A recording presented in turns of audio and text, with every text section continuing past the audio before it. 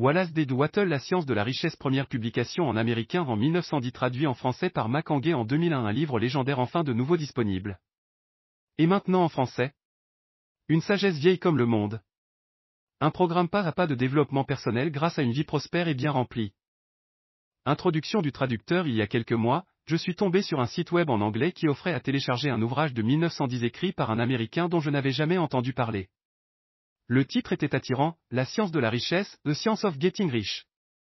Et ma situation financière à l'époque ne me laissait aucun doute, s'il existait une science de la richesse, je ne la connaissais pas. Que avais-je à perdre?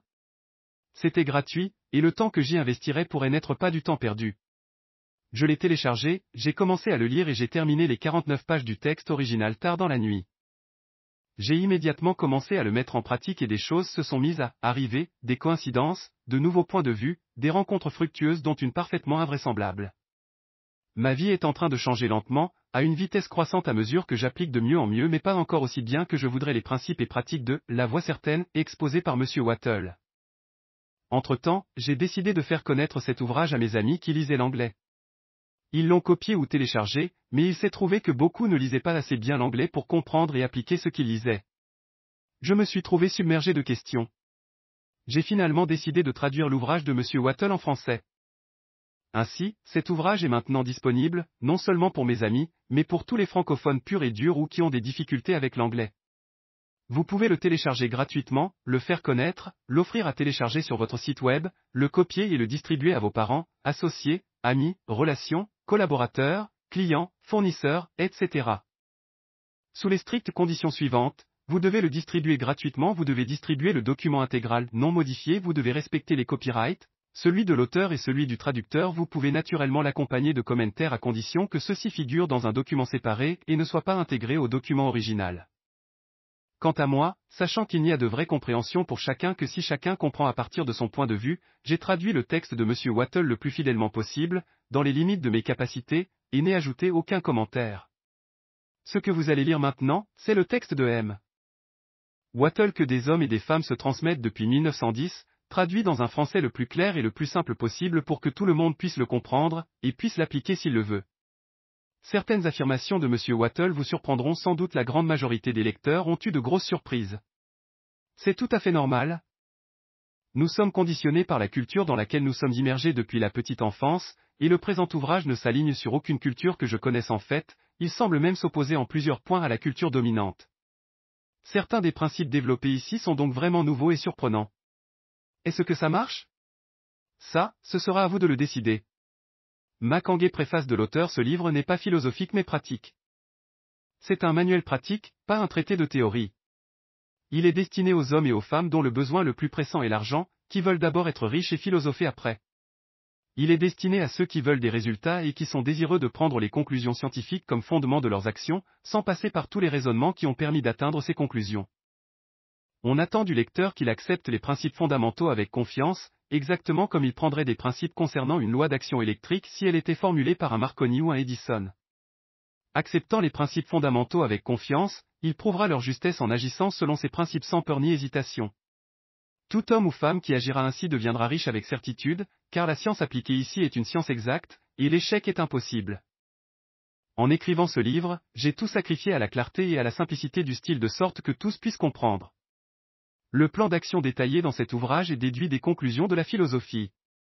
Il a été testé à fond et porte la marque souveraine de l'expérience pratique, il fonctionne. Le droit d'être riche, quoi que l'on puisse dire en éloge à la pauvreté, le fait est qu'il n'est pas possible de vivre une vie complète ou réussie sans être riche. Personne ne peut monter à son niveau le plus élevé, en talent ou en personnalité, sans avoir beaucoup d'argent car, pour déployer sa personnalité ou développer son talent, on doit utiliser beaucoup de choses, et on ne peut les utiliser sans argent pour en disposer. Une personne développe son mental, sa personnalité et son corps en utilisant des choses, et la société est organisée de telle sorte que l'on doit disposer d'argent pour utiliser ces choses. C'est pourquoi le fondement de tout progrès doit être la science de la richesse. L'objectif de toute vie est le développement, et tout ce qui vit a un droit inaliénable à tout le développement qu'il est capable d'atteindre. Le droit à la vie d'une personne implique son droit de disposer de l'usage libre et sans restriction de toutes les choses qui peuvent être nécessaires à son développement mental, personnel et physique. En d'autres termes, le droit à la vie implique le droit d'être riche. Dans ce livre, je ne parlerai pas de richesse d'une manière figurée. Être vraiment riche ne signifie pas se satisfaire ou se contenter de peu. Personne ne devrait se contenter de peu s'il est capable d'utiliser plus ou de profiter de plus. Le but de la nature est le progrès et le développement de la vie, et chacun devrait disposer de tout ce qui peut contribuer à la puissance, à l'élégance, à la beauté et à la richesse de la vie. Se contenter de moins est coupable. La personne qui dispose de tout ce qu'elle veut pour mener la vie pleine dont elle est capable est riche, et celle qui n'a pas beaucoup d'argent ne peut pas disposer de tout ce qu'elle veut. La vie s'étant développée, elle est devenue si complexe que même l'homme ou la femme la plus ordinaire exige une grande quantité de richesse pour vivre d'une manière qui ne fait qu'approcher la plénitude. Chaque personne veut naturellement devenir tout ce qu'elle est capable de devenir. Ce désir de réaliser ses aptitudes innées est inhérent à la nature humaine, nous ne pouvons pas nous empêcher de vouloir être tout ce que nous pouvons être. Réussir votre vie, c'est devenir ce que vous voulez être. Vous ne pouvez devenir ce que vous voulez être que par l'utilisation de choses, et vous ne pouvez avoir le libre usage de ces choses que si vous êtes assez riche pour les payer. Comprendre la science de la richesse est donc la plus essentielle de toutes les connaissances. Il n'y a rien de mal à vouloir être riche. Le désir de richesse est en fait le désir d'une vie plus riche, plus pleine et plus abondante, et ce désir est louable. La personne qui ne désire pas vivre plus abondamment est anormale, et de même, celle qui ne désire pas avoir assez d'argent pour disposer de tout ce qu'elle veut est anormale. Il y a 3 motifs pour lesquels nous vivons pour le corps, nous vivons pour le mental, nous vivons pour l'âme. Aucun de ces motifs n'est meilleur ou plus sain que les autres, les 3 sont pareillement désirables, et aucun des 3 corps, mental ou âme ne peut vivre pleinement si l'un des 2 autres est diminué dans sa vie ou dans son expression. Il n'est ni correct, ni le droit d'être riche noble de vivre seulement pour l'âme et de renier le mental et le corps. De même, il est incorrect de ne vivre que pour l'intellect et le renier le corps et l'âme. Nous connaissons toutes les conséquences dégradantes de ne vivre que pour le corps et de renier le mental et l'âme, et nous voyons bien que la vie réelle implique l'expression intégrale de tout ce qu'une personne peut offrir via le corps, le mental et l'âme. Quoi qu'on puisse prétendre, personne ne peut être réellement heureux ou satisfait sans que son corps ne s'épanouisse pleinement dans toutes ses fonctions, et sans que ce soit vrai aussi de son mental et de son âme. Chaque fois qu'une possibilité n'est pas exprimée ou qu'une fonction n'est pas employée, il existe un désir insatisfait. Le désir est une possibilité qui cherche à s'exprimer ou une fonction qui cherche à s'employer. Une personne ne peut vivre pleinement dans son corps sans une bonne nourriture, des vêtements confortables et un abri chaud, et sans être dispensée d'un travail excessif. Le repos et la détente sont aussi nécessaires à sa vie physique. On ne peut vivre une vie mentale pleine sans livres ni temps pour les étudier, sans la possibilité de voyager et d'observer, ou sans compagnie intellectuelle. Pour une vie mentale pleine, une personne doit avoir des récréations intellectuelles, et doit s'entourer de tous les objets d'art et de beauté qu'elle est capable d'utiliser et d'apprécier. Pour une vie spirituelle pleine, une personne doit avoir de l'amour. Et la pauvreté restreint la pleine expression de l'amour. Le plus grand bonheur se trouve dans l'acte de donner à ceux que l'on aime. L'amour trouve son expression la plus naturelle et la plus spontanée dans le don. L'individu qui n'a rien à donner ne peut tenir sa place de conjoint ni de parent, de citoyen ni d'être humain. C'est dans l'usage des choses matérielles que la personne trouve l'épanouissement de son corps, développe son mental et déploie son âme. Il est donc extrêmement important pour chacun d'être riche. Il est tout à fait juste que vous désiriez être riche. Si vous êtes un homme ou une femme normale, vous ne pouvez pas vous en empêcher. Il est tout à fait juste que vous accordiez la plus grande attention à la science de la richesse car c'est la plus noble et la plus nécessaire des sciences. Si vous négligez cette étude, vous désertez votre devoir envers vous-même, envers Dieu et envers l'humanité, car vous ne pouvez rendre à Dieu et à l'humanité de plus grands services que de réaliser le plus de vous-même. 2. Il existe une science de la richesse, elle existe une science de la richesse, et c'est une science exacte comme l'algèbre ou l'arithmétique. Il existe des lois qui gouvernent le processus de l'acquisition de richesse, et lorsqu'une personne quelconque aura étudié et appliquera ces lois, cette personne s'enrichira avec une certitude mathématique. La possession d'argent et de biens résulte du fait d'opérer d'une certaine manière, et ceux qui opèrent de cette manière certaine délibérément ou par accident s'enrichissent alors que ceux qui n'opèrent pas de cette manière restent pauvres même s'ils travaillent dur et sont très capables. C'est une loi naturelle que les mêmes causes produisent les mêmes effets. C'est pourquoi tout homme ou femme qui apprend à opérer de cette manière s'enrichira infailliblement. La validité de la déclaration qui précède est montrée par les remarques qui suivent. S'enrichir n'est pas une question d'environnement car, si c'était le cas, tous les gens d'un même voisinage s'enrichiraient. Les citadins d'une ville seraient riches tandis que les autres, dans d'autres villes, seraient tous pauvres, ou tous les habitants d'un État rouleraient dans l'abondance tandis que ceux d'un État voisin vivraient dans la pauvreté. Mais nous voyons partout des riches et des pauvres vivant côte à côte, dans le même environnement, et souvent engagés dans la même activité. Lorsque 2 personnes habitent la même localité et pratiquent la même activité, et que l'un s'enrichit alors que l'autre reste pauvre, cela montre que l'enrichissement n'est pas particulièrement une question d'environnement. Certains environnements peuvent être plus favorables que d'autres, mais quand, de deux personnes voisines faisant le même travail, l'une s'enrichit alors que l'autre échoue, cela montre que s'enrichir est la conséquence d'une certaine manière d'opérer. De plus, l'aptitude à opérer d'une certaine manière n'est pas seulement due au talent, car beaucoup de personnes de talent restent pauvres tandis que d'autres, beaucoup moins talentueuses, deviennent riches. En étudiant les gens qui sont devenus riches, nous découvrons qu'ils sont plutôt moyens à tous les points de vue et qu'ils n'ont ni talent, ni aptitude au-dessus de la moyenne. Il est évident qu'ils ne deviennent pas riches à cause de talent ou d'aptitude qu'ils possèdent et que les autres ne possèdent pas, mais parce qu'il se trouve qu'ils opèrent d'une certaine manière. L'enrichissement ne découle pas du fait d'épargner ou d'être regardant. Beaucoup de gens très économes sont pauvres tandis que, souvent, des personnes dépensières s'enrichissent. Il ne s'agit pas non plus de faire des choses que les autres manquent de faire, car deux personnes ayant la même activité font souvent exactement la même chose et l'une devient riche tandis que l'autre reste pauvre ou fait banqueroute. De tout cela, nous devons tirer la conclusion que l'enrichissement est dû à une certaine manière d'opérer. Si l'enrichissement est dû à une certaine manière d'opérer, et si les mêmes causes produisent toujours les mêmes effets, alors tout homme ou femme qui peut opérer de cette manière peut s'enrichir, et tout le sujet entre dans le domaine d'une science exacte. La question se pose de savoir si cette manière d'opérer n'est pas si difficile que seule une minorité pourrait la suivre. Comme nous l'avons déjà vu, cela ne peut pas être vrai, il existe une science de la richesse en ce qui concerne les aptitudes naturelles. Des gens de talent deviennent riches et des maladroits deviennent riches, des personnes intellectuellement brillantes deviennent riches et des personnes vraiment stupides deviennent riches, des gens en grande forme physique deviennent riches et des souffreteux maladifs deviennent riches. Une certaine aptitude à réfléchir et à comprendre est essentielle, bien sûr, mais pour ce qui concerne les capacités naturelles, tout homme ou femme qui possède assez de bon sens pour lire et comprendre ces mots peut certainement devenir riche. Nous avons déjà vu que ce n'est pas une question d'environnement. La localisation compte, bien sûr, on n'irait pas au cœur du Sahara en espérant faire de bonnes affaires. S'enrichir implique la nécessité d'avoir des échanges avec des gens et de se trouver là où l'on rencontre des gens avec qui se mettre en relation. Et si ces gens ont tendance à développer des échanges du type de ce que vous voulez, c'est d'autant mieux. Mais c'est à peu près toute l'influence qu'a l'environnement. Si quelqu'un dans votre ville peut s'enrichir, vous le pouvez aussi, et si quelqu'un dans votre état peut s'enrichir, vous le pouvez aussi. Il ne s'agit pas non plus de choisir un type d'affaires ou de profession.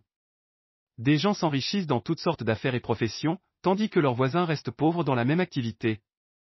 Il est vrai que vous vous en tirez mieux dans une affaire que vous aimez et qui vous convient. Et si vous avez quelques talents bien développés, vous vous débrouillerez mieux dans une affaire qui requiert l'exercice de ces talents. Par ailleurs, vous obtiendrez de meilleurs résultats dans une activité adaptée à l'endroit où vous l'exercez. Un glacier s'en sortira mieux dans un climat chaud qu'au Groenland, et une pêcherie de saumon aura plus de succès dans le nord-ouest qu'en Floride, où l'on ne trouve pas de saumon.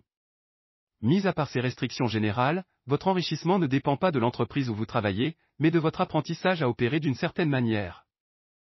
Si vous êtes maintenant dans une affaire dans laquelle vous ne vous enrichissez pas alors même qu'un autre, là où vous êtes, s'enrichit dans le même type d'affaires, c'est simplement parce que vous n'opérez pas de la même manière que cette autre personne. Personne n'est empêché de devenir riche par manque de capital. Il est vrai que la croissance devient plus facile et plus rapide avec du capital. Mais celui qui dispose d'un capital est déjà riche et n'a pas besoin de se demander comment le devenir. Peu importe à quel point vous êtes pauvre, si vous commencez à opérer de la manière certaine, vous commencerez à vous enrichir et à disposer de capital. L'obtention de capital fait partie de la méthode pour s'enrichir et c'est une partie du résultat qui suit invariablement le fait d'opérer de la manière certaine. Vous pouvez être la personne la plus pauvre du continent et endetté par-dessus la tête, vous pouvez n'avoir aucun ami, aucune influence, aucune ressource, mais, si vous commencez à opérer de cette manière, vous devez infailliblement commencer à vous enrichir car les mêmes causes doivent produire les mêmes effets. Si vous n'avez pas de capital, vous pouvez en obtenir. Si vous n'êtes pas dans la bonne activité, vous pouvez vous introduire dans la bonne activité. Si vous êtes au mauvais endroit, vous pouvez en changer. Et vous pouvez faire cela en commençant, dans votre activité actuelle et là où vous êtes, à opérer de la manière certaine qui mène toujours au succès. Vous devez commencer à vivre en harmonie avec les lois qui gouvernent l'univers. 3. Les opportunités sont-elles monopolisées? Personne ne reste pauvre parce que d'autres gens ont monopolisé la richesse et l'ont entouré d'une barrière. Vous pouvez être empêché d'entrer dans certaines activités, mais d'autres canaux s'ouvrent à vous. À différentes périodes, le courant des opportunités s'établit dans différentes directions selon les besoins de l'ensemble et selon l'état particulier d'évolution sociale atteint. Il y a abondance d'opportunités pour la personne qui ira dans le sens du courant plutôt que d'essayer de nager à contre-courant. Ainsi les travailleurs, comme individus ou comme classe, ne sont pas privés d'opportunités. Les travailleurs ne sont pas écrasés par leurs maîtres, ils ne sont pas opprimés par les trusts et le grand capital. En tant que classe, ils en sont où ils en sont parce qu'ils n'opèrent pas de la manière certaine. La classe ouvrière peut devenir la classe dirigeante pour autant que ses membres commenceront à opérer de la manière certaine. La loi de la richesse est la même pour eux que pour tous les autres. Ceux-là, ils doivent l'apprendre mais ils continueront à rester où ils en sont tant qu'ils continueront à agir comme ils agissent. En revanche, le travailleur individuel n'est pas obligé de se laisser écraser par l'ignorance de sa classe concernant ces lois, il peut suivre le courant des opportunités et s'enrichir. Cet ouvrage va lui montrer comment. Personne ne reste pauvre à cause d'une insuffisance de richesse disponible, il y en a plus qu'assez pour tous. On pourrait construire un palais aussi grand que le Capitole à Washington pour chaque famille sur Terre, et ce en n'utilisant que les matériaux provenant des seuls États-Unis.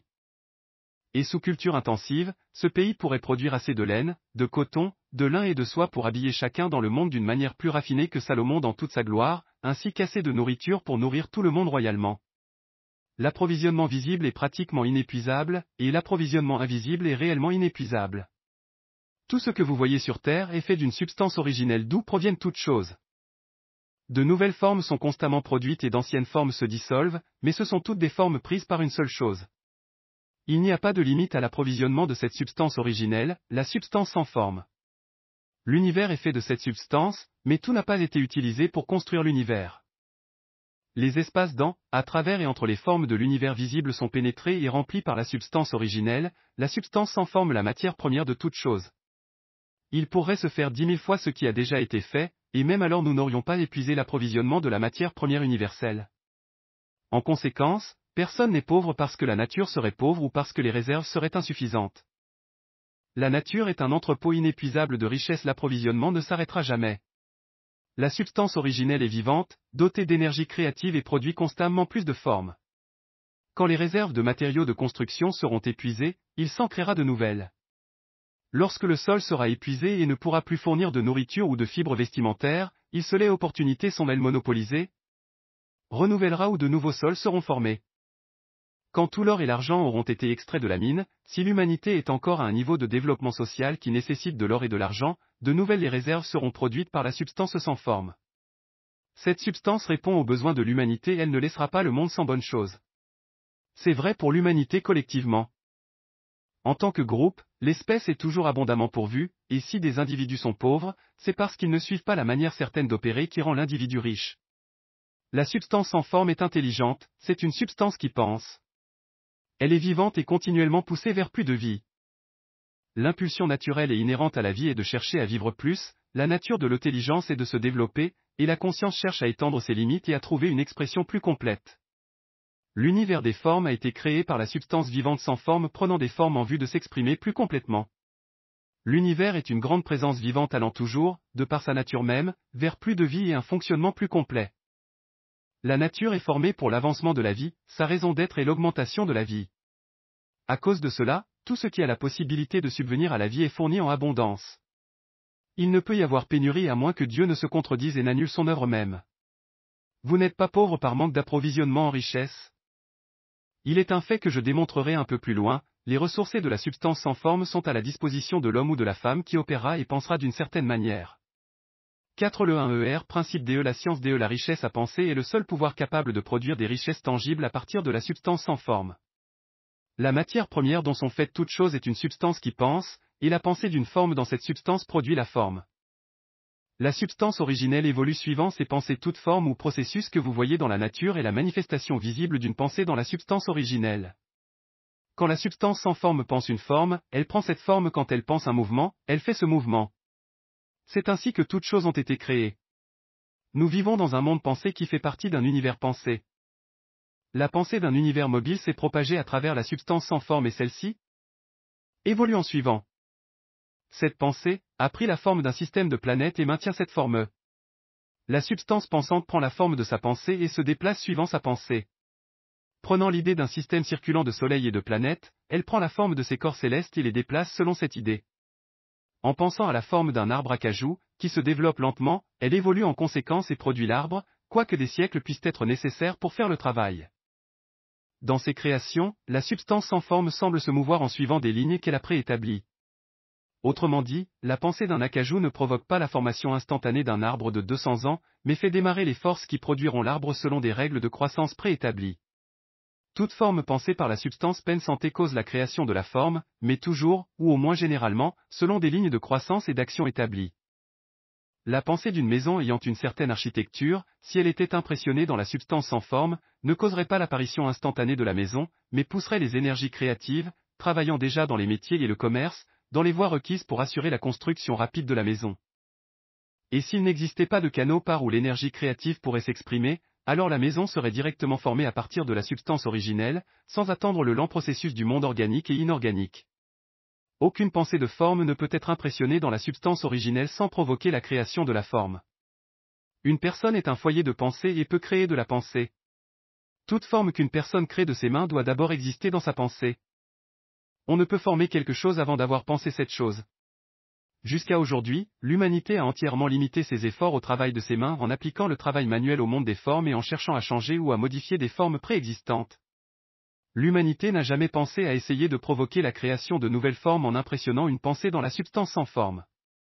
Quand une personne a l'idée d'une forme, elle prend des matériaux dans les formes de la nature et fabrique une image de la forme qu'elle a dans son mental. Les gens n'ont, jusqu'à maintenant, fait peu ou aucun effort pour coopérer avec l'intelligence sans forme pour travailler, avec le Père. L'individu n'a pas envisagé qu'il puisse faire ce qu'il voit faire le Père. Un individu transforme et modifie des formes existantes par son travail manuel, et personne n'a prêté aucune attention à la question de la production des choses à partir de la substance sans forme en lui communiquant ses pensées. Nous nous proposons de prouver qu'il peut le faire, de prouver que tout homme ou femme peut le faire et de montrer comment. Pour commencer, nous devons établir 3 propositions fondamentales. D'abord, nous affirmons qu'il existe une substance originelle sans forme d'où provient dans toute chose. Tous les nombreux éléments apparents ne sont que différentes présentations d'un seul élément. Toutes les nombreuses formes organiques et non organiques trouvées dans la nature ne sont que différentes formes venant de la même substance. Et cette substance pense une pensée en elle produit la forme pensée. La pensée, dans la substance pensante, produit des formes. Un être humain est un foyer de pensée capable d'idées originales. Si un individu peut communiquer sa pensée à la substance pensante originelle, il peut causer la création, ou la formation, de ce à quoi il pense. En résumé, il existe une substance pensante d'où sont issues toutes choses et qui, dans son état originel, sature, pénètre et remplit les interstices de l'univers. Une pensée dans cette substance produit la chose représentée par cette pensée.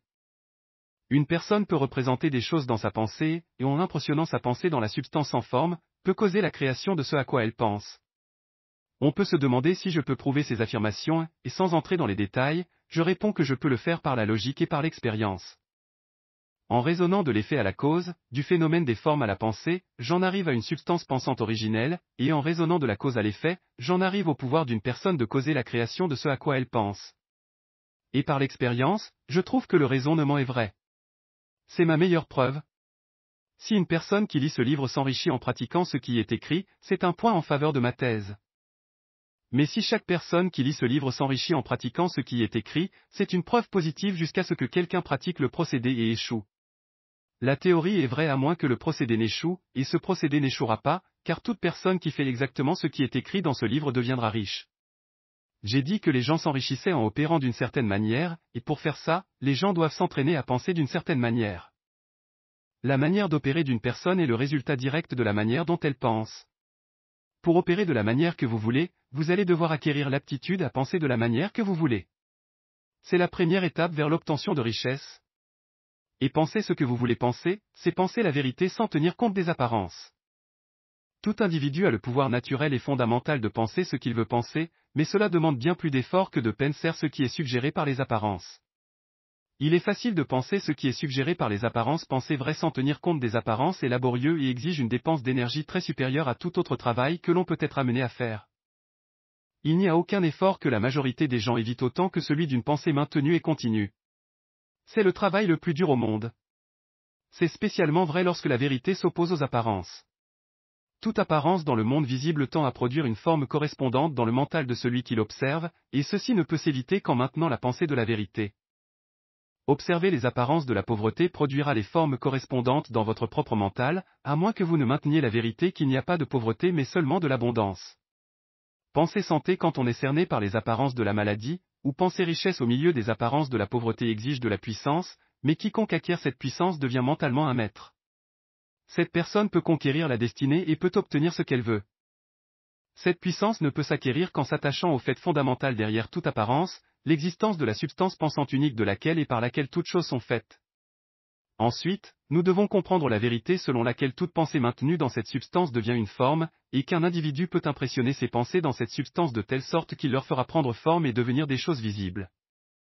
Lorsque nous réalisons cela, nous abandonnons tout doute et toute peur car nous savons que nous pouvons créer ce que nous voulons créer, obtenir ce que nous voulons avoir et devenir ce que nous voulons être. Comme première étape vers l'enrichissement, vous devez croire les 3 affirmations fondamentales données précédemment dans ce chapitre. En vue de les souligner, je les répète ici, il existe une substance pensante d'où sont issues toutes choses et qui, dans son état originel, sature, pénètre et remplit les interstices de l'univers. Une pensée dans cette substance produit la chose représentée par cette pensée. Une personne peut représenter des choses dans sa pensée, et en impressionnant sa pensée dans la substance sans forme, peut causer la création de ce à quoi elle pense. Vous devez mettre de côté toute autre conception de l'univers, et vous devez concevoir ceci jusqu'à ce que ce soit fixé dans votre mental et devenu votre pensée habituelle. Lisez ces affirmations et relisez-les encore. Fixez chaque mot dans votre mémoire et pensez jusqu'à ce que vous croyez fermement ce qu'ils disent. Si un doute vous vient, débarrassez-vous-en. N'écoutez aucun argument contre cette idée. N'allez pas dans des églises ou des conférences et où des concepts contraires à ceci sont enseignés ou prêchés. Ne lisez pas des magazines ou des livres qui enseignent des idées différentes. Si vous êtes embrouillé dans votre compréhension, croyance et confiance, tous vos efforts seront perdus. Ne vous demandez pas pourquoi ces choses sont vraies, et ne spéculez pas sur la manière dont elles peuvent être vraies. Prenez-les simplement en confiance. La science de la richesse commence avec l'acceptation absolue de ceci.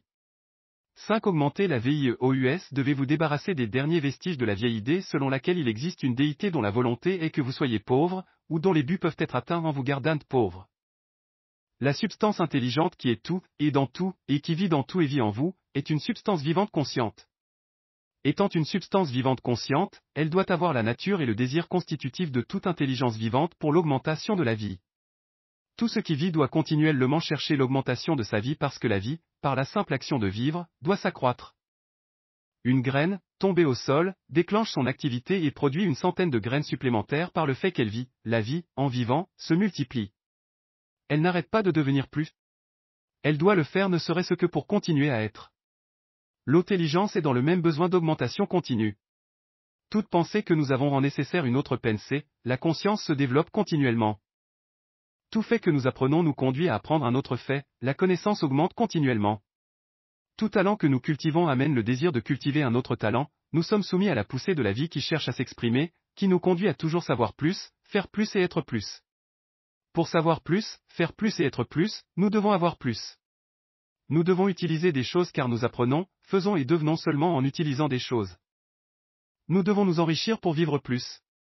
Le désir de richesse, c'est simplement chercher à réaliser la possibilité d'une vie plus ample. Chaque désir est l'effort d'une possibilité latente qui veut passer à l'action, un pouvoir qui cherche à se manifester.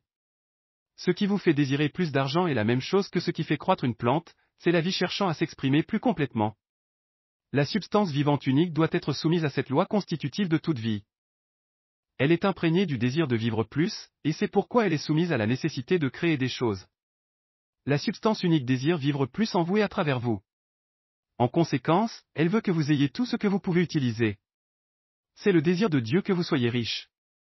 Il veut que vous soyez riche parce qu'il peut mieux s'exprimer par vous si vous avez beaucoup de choses à utiliser pour le manifester. Il peut mieux vivre en vous si vous avez une maîtrise illimitée des ressources de la vie. L'univers désire que vous ayez tout ce que vous voulez. La nature est favorable à vos plans. Tout vous est naturellement destiné. Faites-vous à l'idée que ceci est vrai. Il est essentiel, cependant, que votre but s'harmonise avec le but qui est en tout. Vous devez vouloir la vie réelle, pas uniquement du plaisir ou des gratifications sensuelles.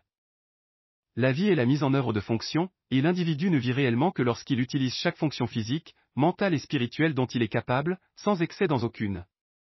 Il ne s'agit pas de s'enrichir pour vivre comme un porc, pour la gratification de désirs animaux. Ça, ce n'est pas la vie.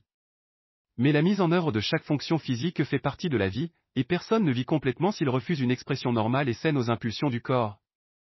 Il ne s'agit pas de s'enrichir seulement pour profiter de plaisirs intellectuels, acquérir des connaissances, gratifier ses ambitions, briller devant les autres et être célèbre. Tout cela est légitime, mais la personne qui ne vit que pour le plaisir de l'intellect n'aura qu'une vie partielle et ne sera jamais satisfaite de son sort. Il ne s'agit pas de s'enrichir seulement pour le bien d'autrui, pour se perdre dans le sauvetage de l'humanité, pour expérimenter les joies de la philanthropie et du sacrifice. Les joies de l'âme ne sont qu'une partie de la vie et ne sont ni meilleures, ni plus nobles que toute autre partie. Il s'agit de s'enrichir en vue de pouvoir manger, boire et faire la fête quand c'est le moment, en vue de s'entourer de belles choses, de visiter des pays lointains, de nourrir son mental et développer son intellect, en vue d'aimer les autres et de faire des choses amicales, et d'être capable de jouer un rôle important en aidant le monde à découvrir la vérité. Mais rappelez-vous qu'un altruisme excessif n'est ni meilleur, ni plus noble qu'un égoïsme excessif, c'est une erreur dans les deux cas. La substance intelligente créera des choses pour vous mais n'enlèvera pas des choses à quelqu'un d'autre pour vous les donner. Vous devez vous débarrasser de l'esprit de compétition. Vous devez créer, et pas rivaliser pour ce qui est déjà créé. Vous ne devez pas prendre quelque chose de quelqu'un. Vous ne devez pas marchander âprement. Vous ne devez pas tricher, ni prendre des avantages indus. Vous ne devez pas laisser qui que ce soit travailler pour vous en le payant moins que ce qu'il mérite. Vous ne devez pas désirer ce qui appartient à d'autres, ni les regarder avec envie. Personne ne détient quoi que ce soit dont vous ne pouvez pas posséder l'équivalent, et ceci sans le lui prendre. Il vous faut devenir un créateur, pas un concurrent. Vous allez obtenir ce que vous voulez, mais ça se fera de telle sorte que, quand vous l'aurez, toute personne que vous influencez aura elle-même davantage.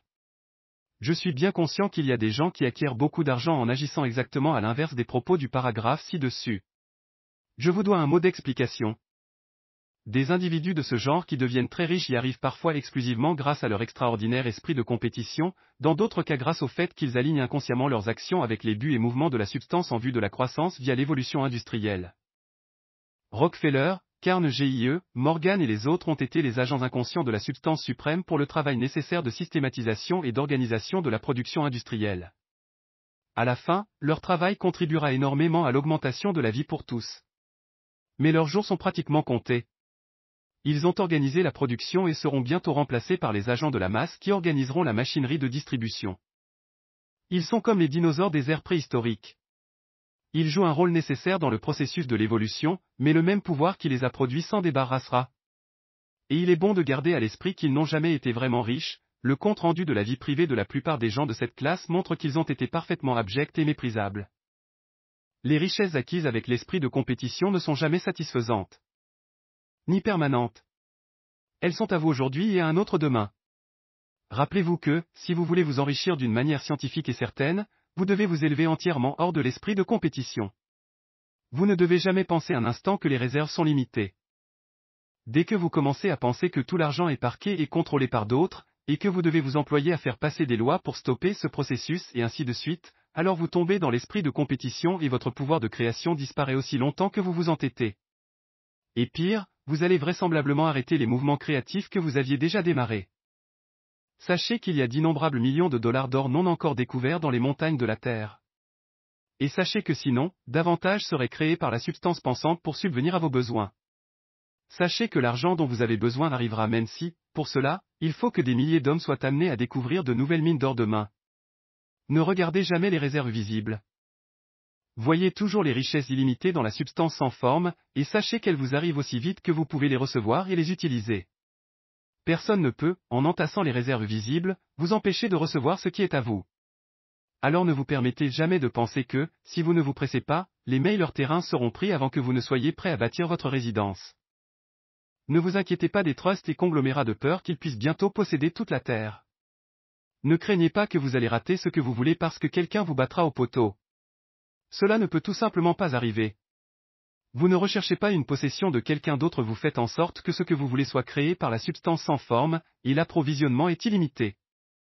Tenez-vous-en à la formule établie, il existe une substance pensante d'où sont issues toutes choses et qui, dans son état originel, sature, pénètre et remplit les interstices de l'univers.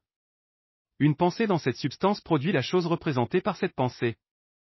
Une personne peut représenter des choses dans sa pensée, et en impressionnant sa pensée dans la substance sans forme, peut causer la création de ce à quoi elle pense. Si comment les richesses vous arrivent je dis que vous ne devez pas marchander âprement, je ne veux pas dire que vous ne devez pas marchander du tout ou que vous êtes au-dessus de la nécessité d'avoir des échanges avec les autres. Je veux dire que vous n'aurez pas besoin de pratiquer des échanges injustes. Vous ne devez pas obtenir quelque chose pour rien, mais pouvez donner à chaque personne plus que ce que vous lui prenez.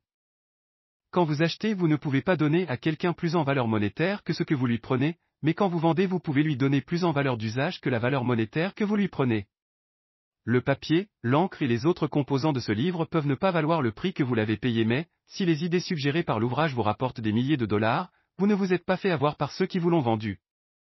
Ils vous ont donné une grande valeur d'usage contre une petite valeur monétaire. Supposons que je possède une peinture d'un grand artiste qui, dans une société développée, vaut des milliers de dollars. Je l'emporte dans la baie de Baffin et, parce que je suis bon vendeur, je réussis à la vendre à un indigène en échange d'un lot de fourrure valant 500 dollars. Je l'ai vraiment abusé car il n'a pas l'usage de cette peinture. Elle n'a pour lui aucune valeur d'usage, elle n'ajoutera pas à sa vie. Supposons maintenant que j'échange ce même lot de fourrure contre un fusil valant 50 dollars. Là, il a fait une bonne affaire, il a l'usage d'un fusil. Il en tirera bien plus de fourrure et plus de nourriture, cela augmentera sa vie de toutes les manières et l'enrichira.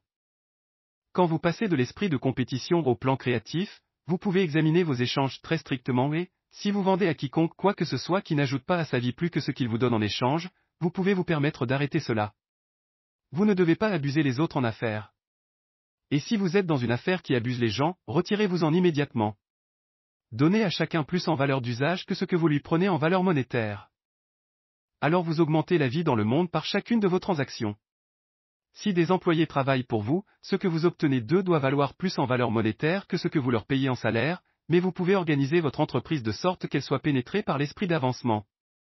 Ainsi chaque employé qui le désire pourra progresser peu à peu chaque jour. Vous pouvez organiser votre entreprise pour qu'elle fasse pour vos employés ce que cet ouvrage est en train de faire pour vous. Vous pouvez diriger votre affaire de manière à en faire une sorte d'échelle par laquelle chaque employé qui en fera l'effort peut s'élever lui-même vers la richesse. Et s'il ne le fait pas avec l'opportunité que vous offrez, ce ne sera pas votre faute. Et pour finir, ce n'est parce que vous causez la création de vos richesses à partir de la substance sans forme qui sature tout votre environnement, qu'il s'ensuit qu'elles vont prendre forme dans l'atmosphère et se former devant vos yeux. Je ne suis pas en train de vous dire, par exemple, que si vous voulez une machine à coudre, vous allez impressionner la pensée d'une machine à coudre dans la substance pensante jusqu'à ce que la machine se forme sans travail dans la pièce où vous vous trouvez ou ailleurs. Mais si vous voulez une machine à coudre, maintenez en l'image mentale avec la certitude la plus positive qu'elle est en cours de fabrication ou déjà en chemin pour vous. Après avoir formé l'image mentale, ayez la confiance la plus absolue et sans le moindre doute que la machine à coudre est en route. N'y pensez jamais et n'en parlez jamais autrement qu'en train d'arriver. Considérez-la comme déjà à vous. Elle vous sera apportée par la puissance de l'intelligence suprême agissant sur le mental des hommes. Si vous habitez dans le Maine, il se peut qu'une personne vienne du Texas ou du Japon pour une négociation qui entraînera votre obtention de ce que vous voulez. Dans ce cas, toute l'affaire sera autant à l'avantage de cette personne qu'au vôtre. N'oubliez jamais que la substance pensante vit à travers tout, dans tout, communique avec tout et peut tout influencer. Le désir de la substance pensante pour une vie plus pleine et meilleure a provoqué la fabrication de toutes les machines à coudre existantes et peut provoquer la fabrication de millions d'autres. Et elle le fera chaque fois que des gens la mettent en mouvement par leur désir et leur confiance, et en opérant de la manière certaine. Vous avez, sans aucun doute, droit à une machine à coudre chez vous, et il est tout aussi certain que vous pouvez avoir toute autre chose ou toutes les choses que vous voulez et que vous utiliserez pour améliorer votre vie et celle d'autres. Vous ne devez pas hésiter à demander beaucoup. C'est le plaisir de votre Père de vous offrir le royaume, a dit Jésus. La substance originelle veut vivre tout ce qui est possible en vous, et veut avoir tout ce que vous pouvez utiliser et utiliserez pour mener une vie plus abondante. Si vous affermissez dans votre conscience que votre désir pour la possession de richesses ne fait qu'un avec le désir du pouvoir suprême de s'exprimer plus complètement, votre confiance devient invincible. J'ai vu une fois un petit garçon assis à un piano qui essayait en vain de sortir une harmonie en frappant les touches. Je voyais bien qu'il était triste et mécontent de son incapacité à jouer de la vraie musique. Je lui ai demandé la cause de son mécontentement et il a répondu, « Je peux sentir la musique en moi, mais je n'arrive pas à bouger mes mains comme il faut. » La musique en lui était l'impulsion de la substance originelle qui contient toutes les possibilités de toute vie. Tout ce qui est musique cherchait à s'exprimer à travers l'enfant. Dieu, la substance unique, essaie de vivre et de faire et de jouir des choses à travers l'humanité. Il dit, je veux des mains pour construire des structures merveilleuses, pour jouer des harmonies divines, pour peindre des œuvres glorieuses. Je veux des pieds pour voyager, des yeux pour voir mes beautés, des langues pour dire de puissantes vérités et pour chanter de merveilleuses chansons, et ainsi de suite. Tout ce qui peut exister comme possibilité cherche à s'exprimer par les gens. Dieu veut que ceux qui peuvent jouer de la musique aient un piano ou tout autre instrument, et qu'ils aient les moyens de cultiver leur talent au maximum. Il veut que ceux qui peuvent apprécier la beauté puissent s'entourer de belles choses. Il veut que ceux qui peuvent discerner la vérité aient toutes les opportunités de voyager et d'observer.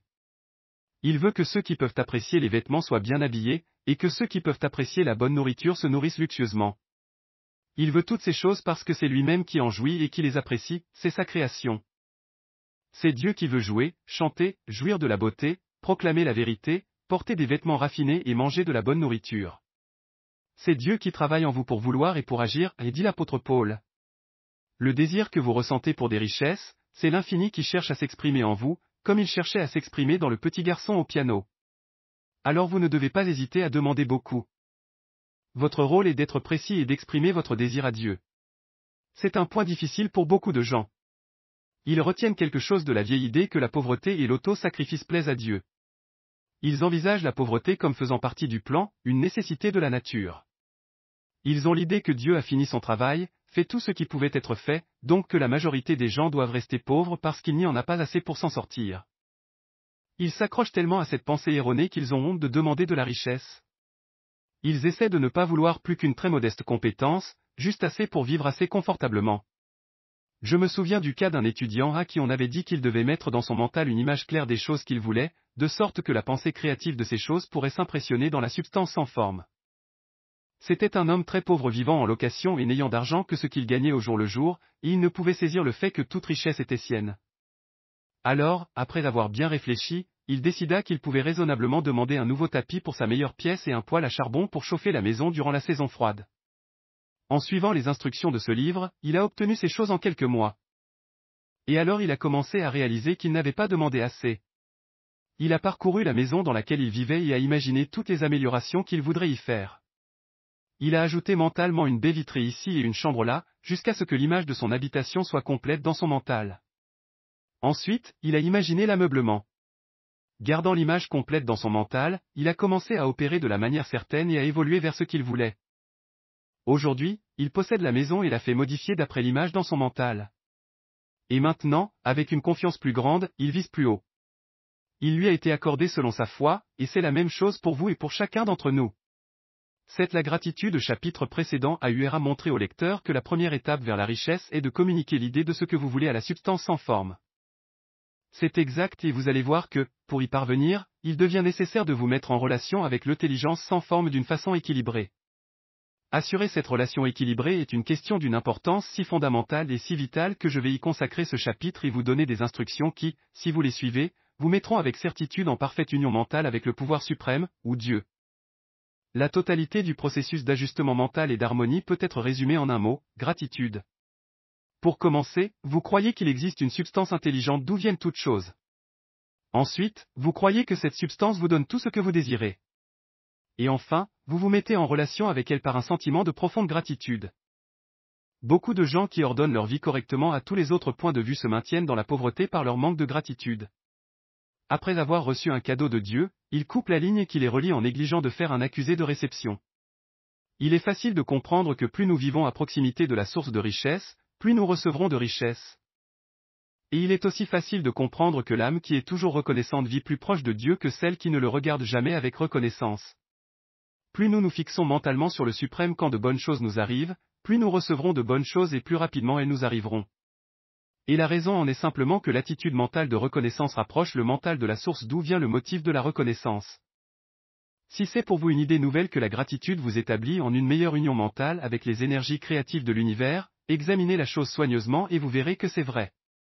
Les bonnes choses dont vous disposez déjà vous sont arrivées par l'observance de certaines lois. La gratitude conduira votre mental le long des voies par lesquelles les choses arrivent, vous maintiendra en harmonie avec la pensée créative et vous évitera de tomber dans la pensée compétitive. La gratitude à elle seule peut vous encourager à constamment observer le global et peut vous éviter de tomber dans l'erreur de penser que les ressources sont limitées, ce qui serait mortel pour vos espoirs. Il existe une loi de la gratitude, et il est absolument nécessaire que vous l'observiez si vous voulez obtenir les résultats que vous visez. La loi de la gratitude est le principe naturel que l'action et la réaction sont toujours égales et de sens opposés. La poussée de reconnaissance de votre mental en remerciement à l'intelligence suprême est une libération ou une dépense d'énergie. Elle ne peut manquer d'atteindre l'intelligence suprême, et la réaction est un mouvement instantané vers vous.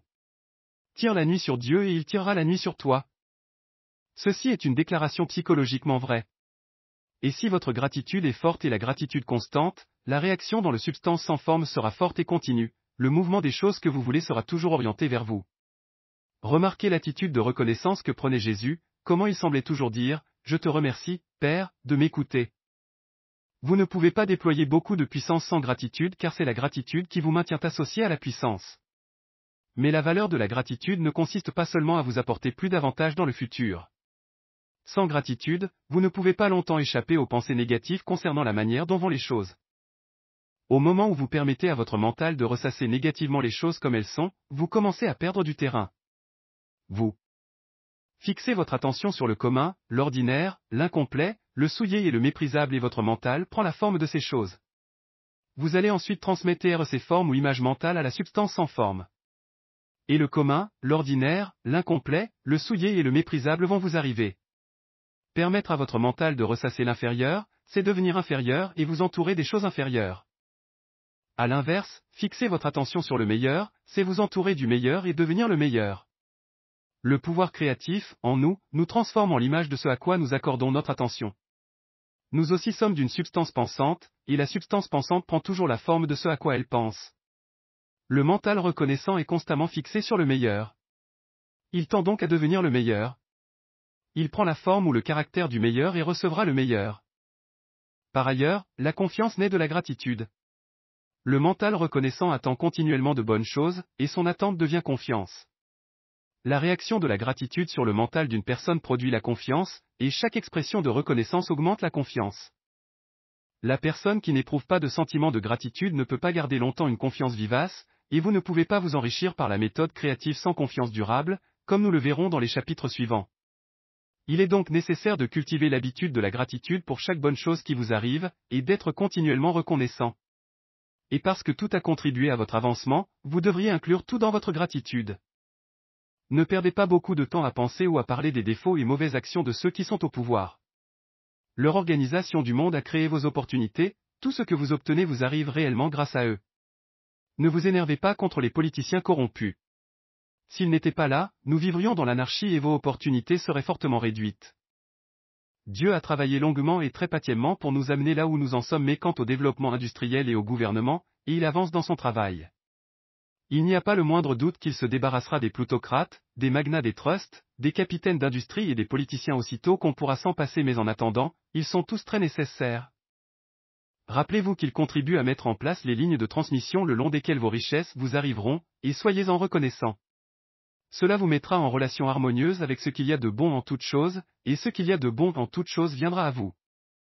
8 Pensez de la manière certaine est tournée au chapitre 6 lisez à nouveau l'histoire de l'homme qui a formé une image mentale de sa maison, et vous aurez une idée valable de l'étape initiale vers la richesse. Vous devez former une image mentale claire et précise de ce que vous voulez. Vous ne pouvez pas communiquer une idée si vous-même ne l'avez pas. Vous devez l'avoir avant de pouvoir la donner, et beaucoup de gens ne réussissent pas à impressionner la substance pensante parce qu'ils n'ont eux-mêmes qu'une idée vague et brumeuse de ce qu'ils veulent avoir, faire ou devenir.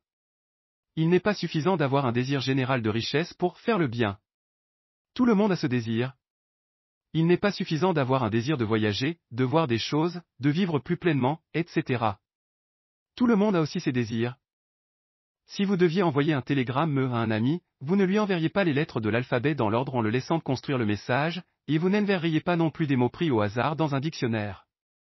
Vous enverriez des phrases cohérentes ayant du sens. Quand vous essayez d'impressionner vos désirs dans la substance pensante, rappelez-vous de le faire par une déclaration cohérente. Vous devez savoir ce que vous voulez et être spécifique et précis. Vous ne pouvez pas vous enrichir ou mettre en œuvre la puissance créative en envoyant des souhaits incomplets et des désirs vagues. Parcourez vos désirs rigoureusement comme l'homme dont j'ai parlé a parcouru sa maison. Voyez exactement ce que vous voulez et créez en une image mentale telle que vous voulez que la chose apparaisse quand vous l'obtiendrez. Cette image mentale claire, vous devez l'avoir continuellement à l'esprit. Comme un marin garde à l'esprit le port vers lequel il gouverne son bateau, vous devez vous maintenir orienté vers votre but. Vous ne devez pas plus le perdre de vue que l'homme à la barre ne perd de vue la boussole. Il n'est pas nécessaire de prendre des exercices et de concentration, ni d'avoir un temps réservé de prière et de déclaration, ni d'entrer dans le silence, ni d'effectuer de quelconques opérations occultes. Certaines de ces pratiques ne sont pas mauvaises, mais tout ce dont vous avez besoin, c'est de savoir ce que vous voulez et de le vouloir si ardemment que cela restera dans vos pensées. Passez autant de vos temps de loisirs que possible à regarder votre image. Mais personne n'a besoin de prendre des exercices pour se concentrer sur ce qu'il veut vraiment. Ce sont les choses qui ne vous intéressent pas vraiment qui exigent un effort pour y fixer votre attention. À moins que vous ne vouliez réellement vous enrichir, et que votre désir soit assez fort pour maintenir vos pensées vers votre but comme le pôle magnétique maintient l'aiguille de la boussole, cela ne vaudra vraiment pas la peine d'essayer d'exécuter les instructions données dans ce livre. Les méthodes présentées ici sont destinées aux personnes dont le désir de richesse est assez fort pour surmonter la paresse mentale et l'envie de se laisser aller, et assez fort pour faire marcher ces méthodes.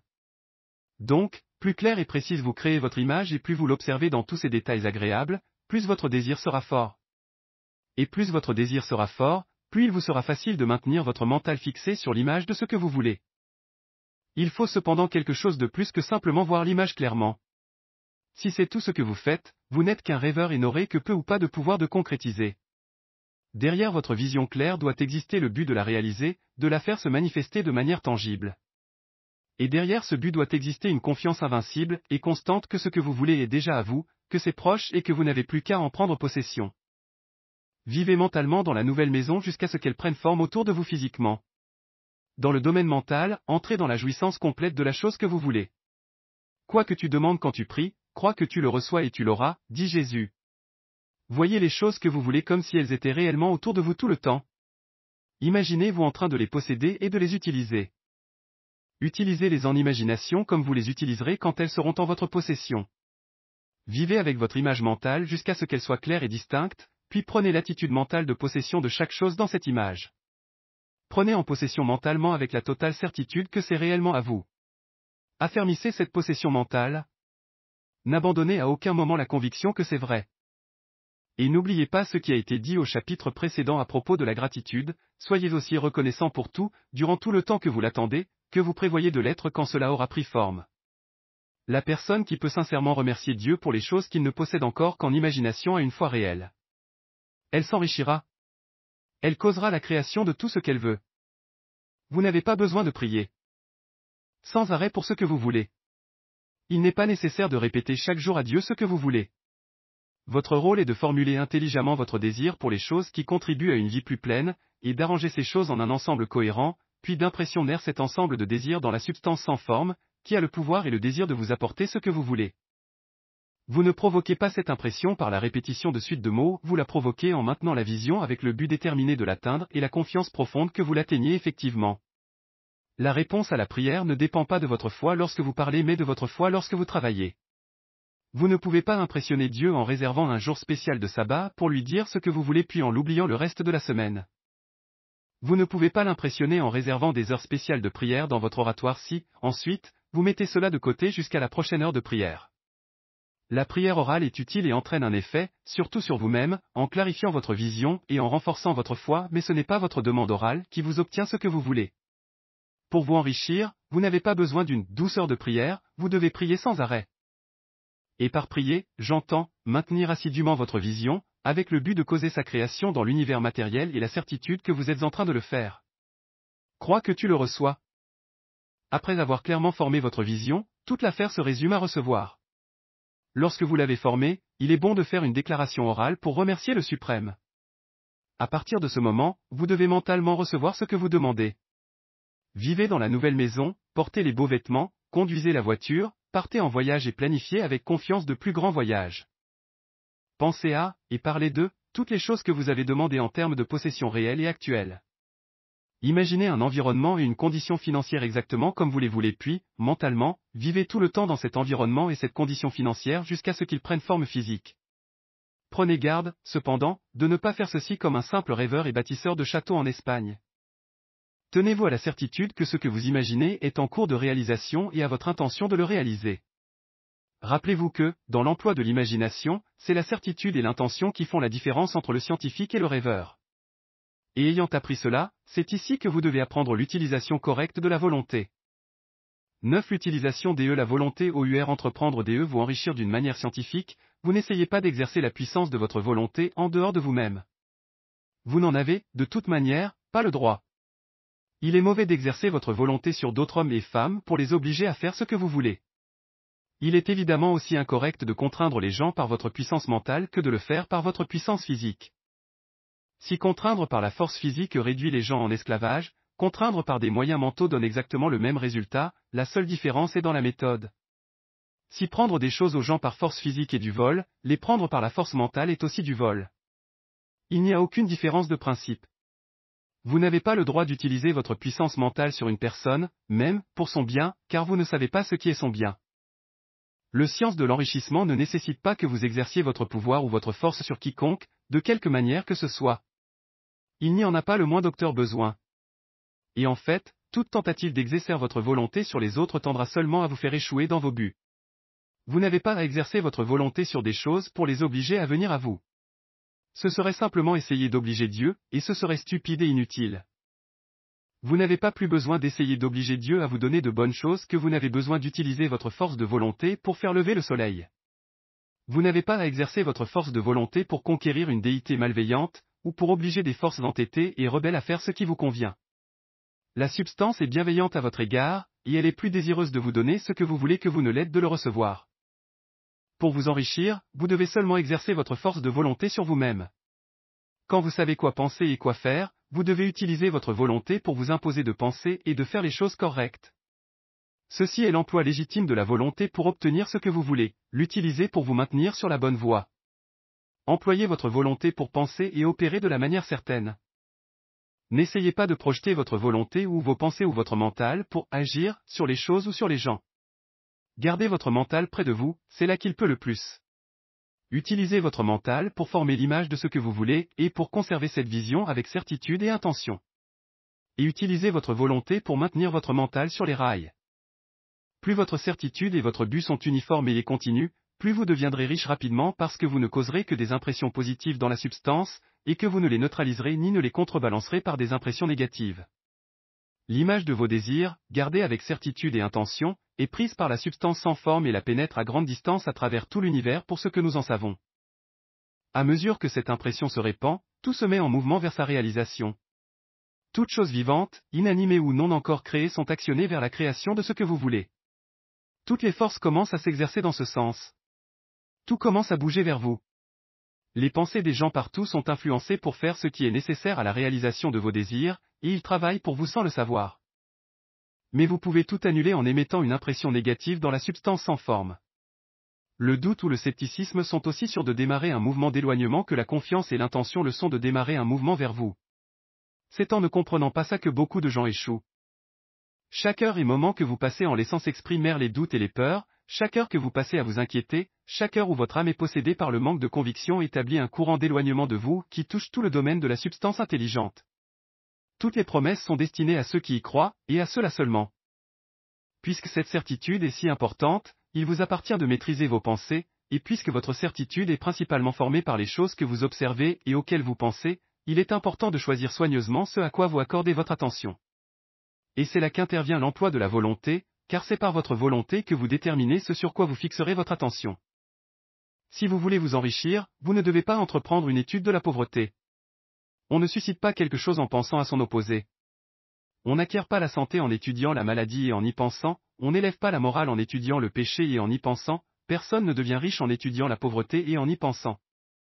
La médecine, comme science de la maladie, a augmenté la maladie la religion, comme science du péché, a élevé le péché l'économie, comme étude de la pauvreté, remplira le monde de misère et de pénurie. Ne parlez pas de pauvreté, ne faites pas de recherche à ce sujet, ne vous en préoccupez pas. Ne vous demandez pas quelles sont ses causes, vous n'avez rien à faire avec ça. Ce qui vous concerne, c'est le remède. Ne passez pas votre temps en prétendues œuvres charitables, beaucoup de ces associations tendent à perpétuer la misère qu'elles veulent éradiquer. Je ne dis pas que vous devriez vous endurcir le cœur ou être inhumain, et que vous devriez refuser d'entendre le cri du malheur, je dis que vous ne devez pas essayer d'éradiquer la pauvreté d'une des manières conventionnelles. Mettez la pauvreté et tout ce qui en relève derrière vous et faites le bien. Devenez riche. C'est la meilleure manière d'aider le pauvre. Et vous ne pouvez pas maintenir l'image mentale qui vous rendra riche si vous remplissez votre mental d'images de pauvreté et de toutes les détresses qui l'accompagnent. Ne lisez pas de livres ou d'articles qui font un compte rendu détaillé de la misère des squatteurs, de l'horreur du travail des enfants, etc. Ne lisez rien qui remplisse votre mental d'images déprimantes de pénurie et de souffrance. Vous ne pouvez le moins du monde aider le pauvre en sachant ces choses, et la connaissance générale de ces choses ne tend pas du tout à éliminer la pauvreté. Ce qui tend à éliminer la pauvreté n'est pas son image dans votre mental, mais l'image de la richesse, de l'abondance et de la possibilité de s'en sortir dans le mental des pauvres. Vous n'abandonnez pas le pauvre dans sa misère lorsque vous refusez de permettre à votre mental de se rouler dans les images de cette misère. On se débarrassera de la misère, non pas en augmentant le nombre de gens bienfaisants qui y pensent, mais en augmentant le nombre de pauvres qui veulent devenir riches avec confiance. Les pauvres n'ont pas besoin de charité mais d'inspiration. La charité ne fait que leur envoyer une miche de pain pour prolonger leur vie de misère, ou leur offrir une distraction pour leur apporter l'oubli pendant 1 heure ou 2. Mais l'inspiration peut les élever hors de leur misère. Si vous voulez aider les pauvresses, montrez-leur qu'ils peuvent devenir riches. Prouvez-le par votre propre enrichissement. Le seul moyen par lequel la pauvreté sera bannie de ce monde est d'avoir un grand nombre toujours croissant de gens qui pratiquent l'enseignement de ce livre. On doit enseigner aux gens l'enrichissement par la création, non par la compétition. Toute personne qui s'enrichit par la compétition fait dégringoler l'échelle par laquelle elle est montée, elle maintient les autres en bas. Mais toute personne qui s'enrichit par la création ouvre la voie à des milliers d'autres pour en faire autant, et les incite à le faire. Vous ne montrez pas de la dureté de cœur ou des dispositions antipathiques lorsque vous refusez d'avoir pitié de la pauvreté, de lire des textes sur la pauvreté, d'y penser, d'en parler, ou d'écouter ceux qui en parlent.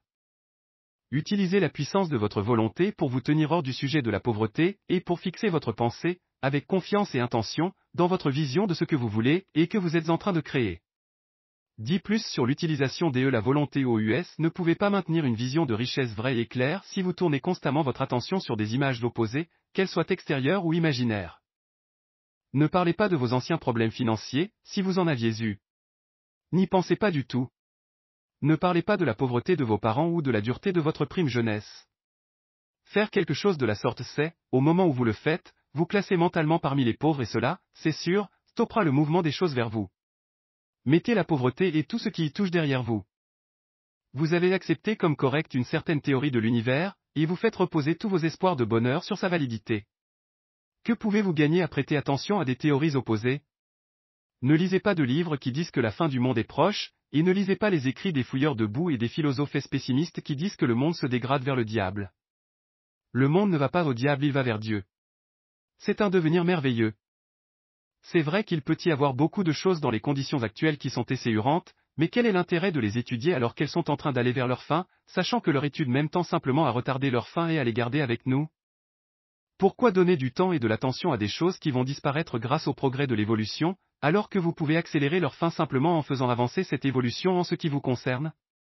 Peu importe l'horreur apparente des conditions de certains pays, régions ou endroits, vous perdez votre temps et détruisez vos propres chances en vous y consacrant. Vous devriez vous intéresser à l'enrichissement du monde.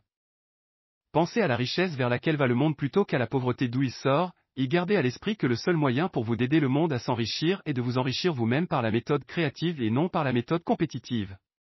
Donnez toute votre attention aux richesses. Ne vous concentrez pas sur la pauvreté.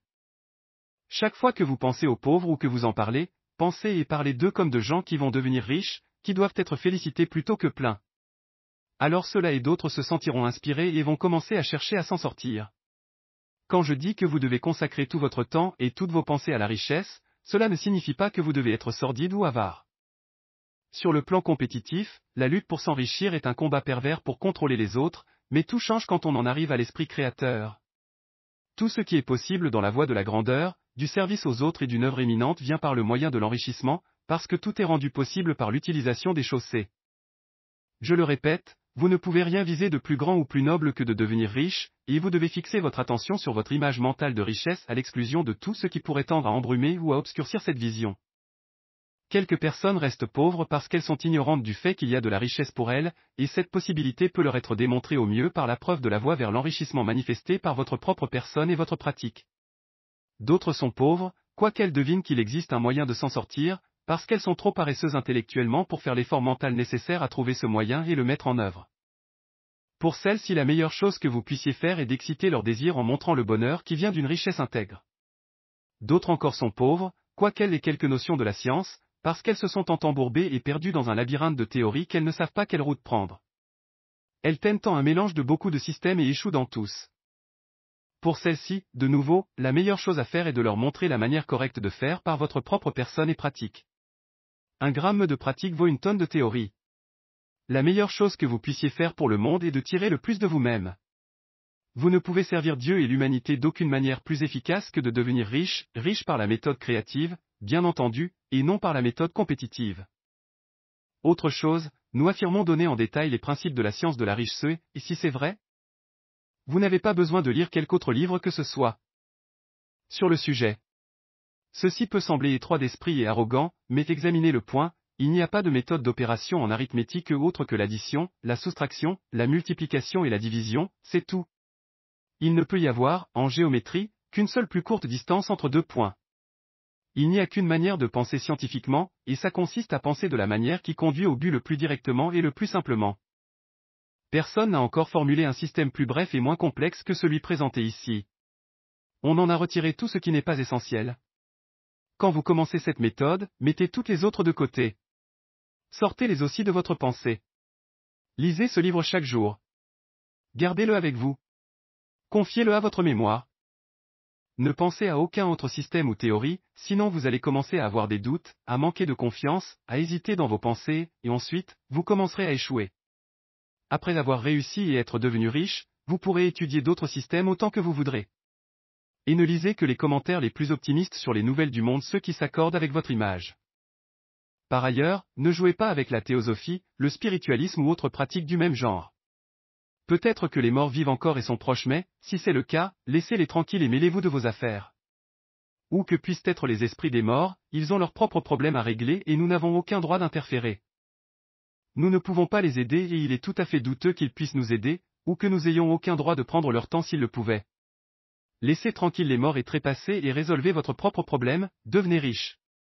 Si vous commencez à vous mêler d'occultisme, vous allez démarrer des courants mentaux contradictoires qui vont assurément mener vos espoirs au naufrage. Maintenant, ce chapitre et les précédents nous ont amenés aux déclarations fondamentales suivantes. Il existe une substance pensante d'où sont issues toutes choses et qui, dans son état originel, sature, pénètre et remplit les interstices de l'univers. Une pensée dans cette substance produit la chose représentée par cette pensée. Une personne peut représenter des choses dans sa pensée, et en impressionnant sa pensée dans la substance sans forme, peut causer la création de ce à quoi elle pense. Pour cela, une personne doit passer de l'esprit de compétition à l'esprit créatif, elle doit former une image mentale claire des choses qu'elle veut et maintenir cette image dans ses pensées avec l'intention déterminée d'obtenir ce qu'elle veut et la certitude absolue qu'elle l'obtient effectivement. Elle doit fermer ses pensées à tout ce qui pourrait affaiblir son intention, troubler sa vision ou étouffer sa certitude. Et en plus de tout ceci, nous allons tout de suite voir que cette personne doit vivre et agir d'une certaine manière. 11. Agir de la manière certaine à penser est la puissance créative ou la force motrice qui pousse la puissance créative à l'action. Penser de la manière certaine vous apportera les riches C, mais vous ne devez pas vous fier à la pensée seule, c'est-à-dire sans tenir compte de vos actions personnelles. Nous n'avons pas encore atteint le niveau de développement en supposant même qu'un tel niveau soit possible où une personne pourrait créer directement à partir de la substance sans forme, sans les processus naturels ou le travail manuel. Une personne ne doit pas seulement penser, mais ses actions personnelles doivent compléter sa pensée. Par la pensée, vous pouvez tirer vers vous l'or du cœur des montagnes, mais il ne va pas s'extraire tout seul, se raffiner et se frapper en pièces qui vont se mettre à rouler sur les chemins en cherchant leur route vers votre poche.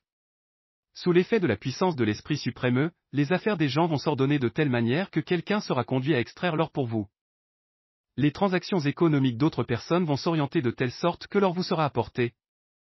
Et vous devez organiser vos affaires de manière à pouvoir le recevoir quand il vous arrive. Votre pensée pousse toutes choses animées ou inanimées à travailler pour vous apporter ce que vous voulez, mais votre activité personnelle doit être telle qu'elle vous permette de recevoir honnêtement les choses que vous voulez, lorsqu'elles vous arrivent. Vous ne devez ni les prendre comme dons charitables, ni les voler.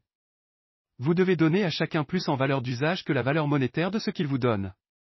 L'utilisation scientifique de la pensée consiste à former une image mentale claire et distincte de ce que vous voulez, à avoir la ferme intention de l'obtenir et à vous représenter, avec une confiance reconnaissante, que vous êtes réellement en train de l'obtenir. N'essayez pas de projeter votre pensée de quelque manière mystérieuse ou occulte, avec l'idée de la faire extérioriser et réaliser vos projets. C'est un effort vain qui affaiblira votre aptitude à penser sainement. L'action de la pensée pour s'enrichir est complètement expliquée dans les chapitres précédents. Votre confiance et votre intention impressionnent positivement votre vision dans la substance sans forme qui a le même désir que vous pour plus de vie et cette vision reçue de vous met en branle toutes les forces créatives dans et par leur voie habituelle d'action, mais dirigée vers vous. Ce n'est pas votre rôle de guider ou de superviser le processus créatif. Tout ce que vous avez à faire, c'est de maintenir votre vision, votre intention, votre confiance et votre gratitude. Mais vous devez agir d'une certaine manière pour que, lorsque la chose vous arrive, vous preniez cette chose qui correspond à votre image et la mettiez à la place prévue. Vous pouvez vraiment voir la vérité de ceci. Quand les choses vous arriveront, elles seront entre les mains d'autres personnes, qui vous en demanderont quelque chose de même valeur. Et vous ne pouvez obtenir ce qui est vôtre qu'en donnant à l'autre personne ce qui est sien de plein droit. Votre portefeuille ne va pas se transformer en une bourse magique qui serait toujours pleine sans effort de votre part. C'est le point crucial de la science de la richesse, exactement là où la pensée et l'action personnelle doivent se combiner. Il y a beaucoup de gens qui, consciemment ou non, mettent en mouvement les forces créatives par la force et la continuité de leurs désirs, mais qui restent pauvres parce qu'ils ne se préparent pas à recevoir la chose qu'ils désirent lorsqu'elle arrivera. Par la pensée, la chose que vous voulez vous est apportée. Par l'action vous la prenez. Quelle que doive être votre action, il est évident que vous devez agir maintenant. Vous ne pouvez pas agir dans le passé, et il est essentiel pour la clarté de votre vision mentale que vous en éliminiez le passé. Vous ne pouvez pas agir dans le futur car le futur n'est pas encore là. Et vous ne pouvez pas dire comment vous voudrez agir dans chaque éventualité future avant que cette éventualité ne soit arrivée. Parce que vous n'êtes pas maintenant dans l'activité appropriée ou dans l'environnement approprié, ne pensez pas que vous devez repousser l'action jusqu'à ce que vous soyez dans l'activité ou l'environnement convenable. Et ne perdez pas maintenant votre temps à penser aux meilleurs moyens de faire face aux futurs problèmes possibles. Ayez confiance dans votre capacité à faire face à un problème quand il se présentera. Si vous agissez dans le présent avec votre mental dans le futur, votre action dans le présent se fera avec une pensée divisée et manquera d'efficacité. Mettez toute votre pensée dans l'action en cours. Ne donnez pas votre impulsion créative à la substance originelle pour, ensuite, vous asseoir et attendre des résultats. Si vous faites ça, vous n'obtiendrez rien. Agissez maintenant. Il n'y a pas d'autre temps que maintenant, et il n'y aura jamais d'autre temps que maintenant. Si vous avez jamais à vous tenir prêt pour recevoir ce que vous voulez, vous devez commencer maintenant. Et quelle qu'elle soit, votre action doit très vraisemblablement porter sur votre activité ou votre emploi actuel, et sur les personnes et les objets dans votre environnement présent. Vous ne pouvez agir où vous n'êtes pas, ni où vous avez été, ni où vous allez être. Vous ne pouvez agir que là où vous êtes. Ne vous demandez pas si le travail d'hier était bien ou mal fait, faites correctement le travail du jour. N'essayez pas de faire aujourd'hui le travail de demain, il y aura assez de temps pour le faire quand vous en arriverez là. N'essayez pas d'agir sur des personnes ou des choses hors de portée par des moyens occultes ou mystiques. N'attendez pas un changement d'environnement pour agir, changer d'environnement par votre action. Vous pouvez agir sur votre environnement actuel de manière à provoquer votre déplacement dans un meilleur environnement. Maintenez votre vision de vous-même dans le meilleur environnement avec confiance et intention, mais travaillez dans l'environnement actuel de tout votre cœur, avec toute votre énergie et toute votre concentration mentale. Ne passez pas le moindre moment à rêver tout éveillé ou à construire des châteaux en Espagne, tenez-vous-en à votre vision de ce que vous voulez et agissez maintenant. Ne vous éparpillez pas en recherchant quelque chose de nouveau à faire, ou quelque action étrange, inhabituelle ou remarquable à accomplir en tant que premier pas vers l'enrichissement. Il est probable que, pour un certain temps au moins, vos actions seront les mêmes que celles que vous avez faites depuis un certain temps, mais vous devez commencer maintenant à les accomplir de la manière certaine, ce qui vous enrichira avec certitude. Si vous travaillez dans une certaine affaire et que vous sentez qu'elle ne vous convient pas, n'attendez pas d'avoir démarré dans l'affaire appropriée avant de commencer à agir. Ne vous découragez pas ou ne vous lamentez pas le cul sur la chaise parce que vous n'êtes pas au bon endroit. Personne n'est dans un si mauvais endroit qu'il ne puisse trouver sa place, et personne n'est dans une si mauvaise activité qu'il ne puisse s'introduire dans son activité choisie. Maintenez votre vision de vous-même dans l'activité qui vous convient, avec l'intention de la pratiquer, la certitude que vous allez la pratiquer et que vous êtes en train d'y parvenir, mais agissez dans votre activité actuelle. Utilisez votre activité actuelle comme le moyen d'accéder à une meilleure activité, et utilisez votre environnement actuel comme le moyen d'aller vers un meilleur environnement. Votre vision de l'activité convenable, si elle est maintenue avec confiance et intention, fera que le pouvoir suprême poussera cette activité vers vous. Et vos actions, si elles sont exécutées de la manière certaine, vous pousseront vers cette activité. Si vous êtes employé ou salarié et sentez que vous devez changer de place pour obtenir ce que vous voulez, ne projetez pas votre pensée dans l'espace en vous en remettant à elle pour vous trouver un nouveau job. Elle va probablement échouer. Maintenez la vision de vous-même dans l'emploi que vous voulez pendant que vous agissez avec confiance et intention dans l'emploi que vous avez, et vous obtiendrez avec certitude l'emploi que vous voulez. Votre vision et votre confiance mettront en mouvement la force créative pour pousser cet emploi vers vous, et vos actions pousseront les forces de votre propre environnement à vous mener à l'emploi que vous voulez. En terminant ce chapitre, nous allons ajouter un point à nos déclarations fondamentales. Il existe une substance pensante d'où sont issues toutes choses et qui, dans son état originel, sature, pénètre et remplit les interstices de l'univers. Une pensée dans cette substance produit la chose représentée par cette pensée. Une personne peut représenter des choses dans sa pensée, et en impressionnant sa pensée dans la substance sans forme, peut causer la création de ce à quoi elle pense. Pour cela, une personne doit passer de l'esprit de compétition à l'esprit créatif. Elle doit former une image mentale claire des choses qu'elle veut et maintenir cette image dans ses pensées avec l'intention déterminée d'obtenir ce qu'elle veut et la certitude absolue qu'elle l'obtient effectivement. Elle doit fermer ses pensées à tout ce qui pourrait affaiblir son intention, troubler sa vision ou étouffer sa certitude. Pour recevoir ce qu'elle veut lorsque la chose lui arrive, une personne doit agir maintenant sur les gens et les choses dans son environnement actuel. 12 L'action efficace OUS. Devez utiliser votre pensée comme indiqué dans les précédents chapitres et commencer à faire ce que vous pouvez là où vous êtes, et vous devez faire tout ce que vous pouvez là où vous êtes. Vous ne pouvez avancer que si vous êtes plus grand que votre position actuelle, et personne n'est plus grand que sa position actuelle s'il ne fait pas complètement une quelconque partie du travail relevant de cette position. Le monde n'avance que grâce à ceux qui font plus que remplir leur position actuelle. Si personne ne remplissait complètement sa position actuelle, vous pouvez voir qu'il y aurait un recul dans tous les domaines. Ceux qui ne remplissent pas complètement leur position actuelle sont les poids morts de la société, du gouvernement, du commerce et de l'industrie. Ils doivent se faire traîner à grands coups par les autres.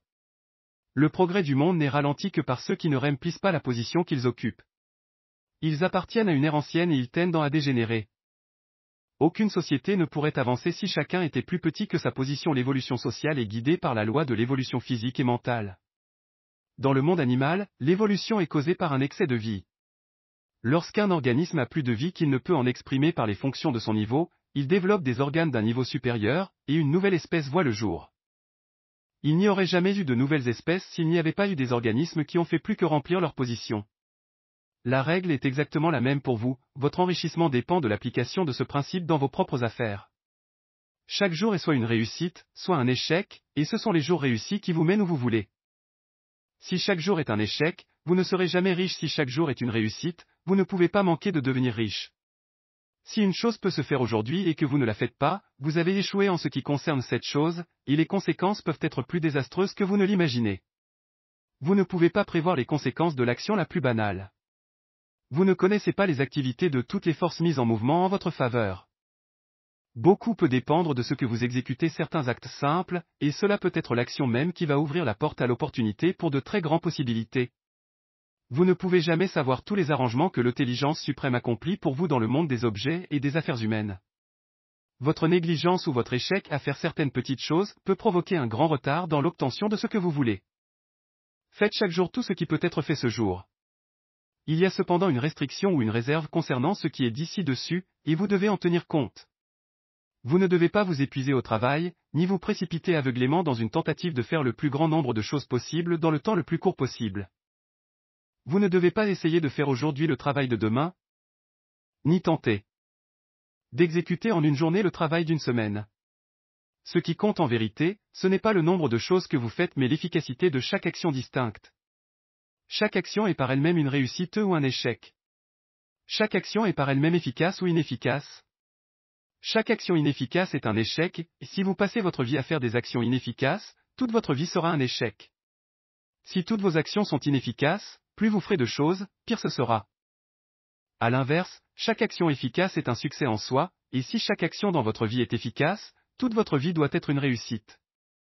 La cause de l'échec est de faire trop de choses d'une manière inefficace et pas assez d'une manière efficace. Vous verrez que cette affirmation est évidente, si vous ne faites aucune action inefficace et si vous faites un nombre suffisant d'actions efficaces, vous deviendrez riche.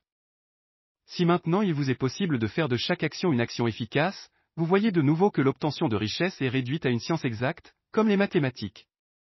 Le sujet en vient donc à la question de savoir si vous pouvez faire de chaque action une réussite en elle-même. Et vous pouvez certainement faire cela. Vous pouvez faire de chaque action une réussite parce que toute la puissance travaille avec vous et que toute la puissance ne peut pas échouer. La puissance est à votre service, et pour exécuter chaque action avec efficacité, il vous suffit d'y mettre de la puissance. Chaque action est forte ou faible, et lorsque chaque action est forte, vous opérez dans la voie certaine qui vous rendra riche. Chaque action peut être rendue forte et efficace en maintenant votre vision pendant que vous l'exécutez et en y mettant toute la puissance de votre confiance et de votre intention. C'est sur ce point qu'échouent les personnes qui séparent la puissance du mental de l'activité personnelle. Elles utilisent la puissance du mental ici à un instant donné, et elles agissent d'une autre manière là et à un autre instant. Ainsi, leurs actions ne sont pas réussies par elles-mêmes, trop d'entre elles sont inefficaces. Mais si toute la puissance s'introduit dans chaque action, même la plus banale, elle sera réussie par elle-même. Et comme il est dans la nature des choses que chaque réussite ouvre la voie à d'autres réussites, votre progression vers ce que vous voulez et la progression de ce que vous voulez vers vous deviendront de plus en plus rapides. Rappelez-vous que les actions efficaces donnent des résultats cumulatifs. Le désir pour une vie plus pleine est inhérent à toute chose donc, lorsqu'une personne commence à se mouvoir vers une vie plus grande, plus de choses s'attachent à cette personne, et l'influence de son désir est multipliée. Faites tout ce que vous pouvez faire chaque jour, et exécutez chaque action d'une manière efficace. Cela signifie que vous devez maintenir votre vision pendant que vous faites chaque action, aussi banale ou commune soit-elle. Cela ne signifie pas qu'il soit nécessaire en tout temps de voir votre vision dans tous ses détails. Ce devrait être votre tâche durant vos temps libres d'appliquer votre imagination aux détails de votre vision et de contempler votre vision détaillée jusqu'à ce qu'elle soit fermement fixée dans votre mémoire. Si vous voulez des résultats rapides, passez-y pratiquement tout vos temps libres. Par une contemplation continue, vous aurez l'image de ce que vous voulez bien fixer dans votre mental et bien transférer dans le mental de la substance sans forme. Alors, pendant que vous travaillerez, il vous suffira de vous référer mentalement à cette image pour stimuler votre confiance et votre intention et pour susciter votre meilleur effort. Contemplez votre image durant vos temps libres jusqu'à ce que votre conscience en soit si pleine que vous pouvez la saisir instantanément. Vous serez si enthousiasmé par ces brillantes promesses que la simple pensée de votre image mettra en œuvre les énergies les plus puissantes de la totalité de votre être. Répétons à nouveau nos déclarations fondamentales en changeant légèrement la dernière phrase pour tenir compte de ce à quoi nous sommes arrivés. Il existe une substance pensante d'où sont issues toutes choses et qui, dans son état originel, sature, pénètre et remplit les interstices de l'univers. Une pensée dans cette substance produit la chose représentée par cette pensée. Une personne peut représenter des choses dans sa pensée, et en impressionnant sa pensée dans la substance sans forme, peut causer la création de ce à quoi elle pense. Pour cela, une personne doit passer de l'esprit de compétition à l'esprit créatif. Elle doit former une image mentale claire des choses qu'elle veut et maintenir cette image dans ses pensées avec l'intention déterminée d'obtenir ce qu'elle veut et la certitude absolue qu'elle l'obtient effectivement. Elle doit fermer ses pensées à tout ce qui pourrait affaiblir son intention, troubler sa vision ou étouffer sa certitude. Pour recevoir ce qu'elle veut lorsque la chose lui arrive, une personne doit faire tout ce qui peut être fait maintenant, dans son environnement actuel, en faisant chaque chose d'une manière efficace. Très entré dans l'activité désirée en n'importe quelle activité, votre succès dépend en partie de ce que vous possédez, à un bon niveau, les capacités requises pour cette activité. Sans aptitude musicale, personne ne peut réussir comme professeur de musique. Sans aptitude mécanique, personne ne peut réussir dans une activité impliquant la mécanique. Sans tact ni aptitude commerciale, personne ne peut réussir dans des activités commerciales. Mais posséder, à un bon niveau, les capacités requises pour l'activité qui vous attire n'assure pas votre enrichissement. Il y a des musiciens au talent remarquable qui pourtant restent pauvres. Il existe des forgerons, des charpentiers et d'autres qui disposent d'excellentes aptitudes dans leur métier mais qui pourtant ne s'enrichissent pas. Et il se trouve des commerciaux avec de bonnes aptitudes relationnelles qui échouent néanmoins. Les différentes aptitudes sont des outils. Il est essentiel d'avoir de bons outils, mais il est tout aussi essentiel d'utiliser ces outils d'une manière correcte. Un homme peut utiliser une scie aiguisée, une équerre, un bon niveau, etc. et créer un bel objet d'ameublement. Un autre homme peut prendre les mêmes outils et se mettre au travail pour reproduire le même objet, mais son produit sera un machin innommable. Il ne sait pas utiliser les bons outils pour réussir. Vos diverses aptitudes physiques et mentales sont les outils avec lesquels vous devez effectuer le travail qui vous rendra riche. Donc il vous sera plus facile de réussir si vous entrez dans une activité pour laquelle vous êtes bien équipé quant aux aptitudes. D'une manière générale, vous vous en tirez mieux dans une activité qui utilise vos plus fortes facultés, celle pour laquelle vous êtes naturellement le mieux équipé. Mais on doit tout de même modérer cette affirmation, personne ne devrait considérer sa vocation comme irrévocablement fixée par ses prédispositions de naissance. Vous pouvez vous enrichir dans toute activité car, si vous ne disposez pas du talent nécessaire, vous pouvez le développer. Ceci signifie simplement que vous devrez constituer vos outils tout en avançant, au lieu de vous limiter à l'emploi de ceux avec lesquels vous êtes né. Il vous sera plus facile de réussir dans une activité pour laquelle vous avez déjà les talents bien développés, mais vous pouvez réussir dans toute activité car vous pouvez développer un talent rudimentaire, et qu'il n'y a pas de talent pour lequel vous n'avez pas au moins les rudiments. En termes d'effort, vous vous enrichirez plus facilement si vous faites ce pour quoi vous êtes le mieux adapté. Mais vous deviendrez riche avec plus de satisfaction si vous faites ce que vous voulez faire. Faire ce que vous voulez faire, c'est la vie, et il n'y a pas de réelle satisfaction à vivre en étant obligé de toujours faire ce qu'on n'aime pas et en ne pouvant jamais faire ce dont on a envie. Le désir de faire est la preuve que vous avez en vous la puissance de faire. Le désir est une manifestation de la puissance. Le désir de jouer de la musique est la puissance qui peut jouer de la musique cherchant à s'exprimer et à se développer. le désir d'inventer des dispositifs mécaniques et le talent mécanique cherchant à s'exprimer et à se développer. Quand il n'existe pas la puissance, développée ou non, de faire quelque chose, il n'y a jamais aucun désir de faire cette chose, mais quand il existe un fort désir de faire quelque chose, c'est la preuve certaine que la puissance de faire cette chose est forte et demande seulement à être développée et appliquée de la manière convenable. Toutes choses égales par ailleurs, le mieux est de choisir l'activité pour laquelle vous avez le talent le plus développé, mais si vous avez un fort désir de vous engager dans une certaine ligne d'activité, alors vous devriez choisir ce travail comme but ultime à atteindre. Vous pouvez faire ce que vous voulez faire, et c'est votre droit et privilège de vous engager dans l'activité ou la vocation qui vous est la plus agréable et la plus plaisante. Vous n'êtes pas obligé de faire ce que vous n'aimez pas faire, et vous ne devriez pas le faire, sauf comme moyen de vous amener à l'activité que vous voulez exercer. Si, suite à des erreurs passées, vous êtes dans une activité ou un environnement déplaisant, vous pouvez être obligé de faire ce que vous n'aimez pas pour quelque temps encore, mais vous pouvez rendre la chose plaisante en sachant que cela rend possible d'aller vers ce que vous voulez. Si vous sentez que vous n'êtes pas dans la bonne activité, n'agissez pas trop hâtivement en essayant d'aller dans une autre activité. En général, le meilleur moyen de changer d'activité ou d'environnement est par une progression. N'ayez pas peur d'opérer un changement soudain et radical si l'opportunité se présente et que vous estimez, après un examen méthodique, que c'est une opportunité valable, mais n'opérez jamais un tel changement si vous doutez de la sagesse d'une telle action. Au niveau créatif, il n'y a jamais urgence, et il ne manque pas d'opportunités.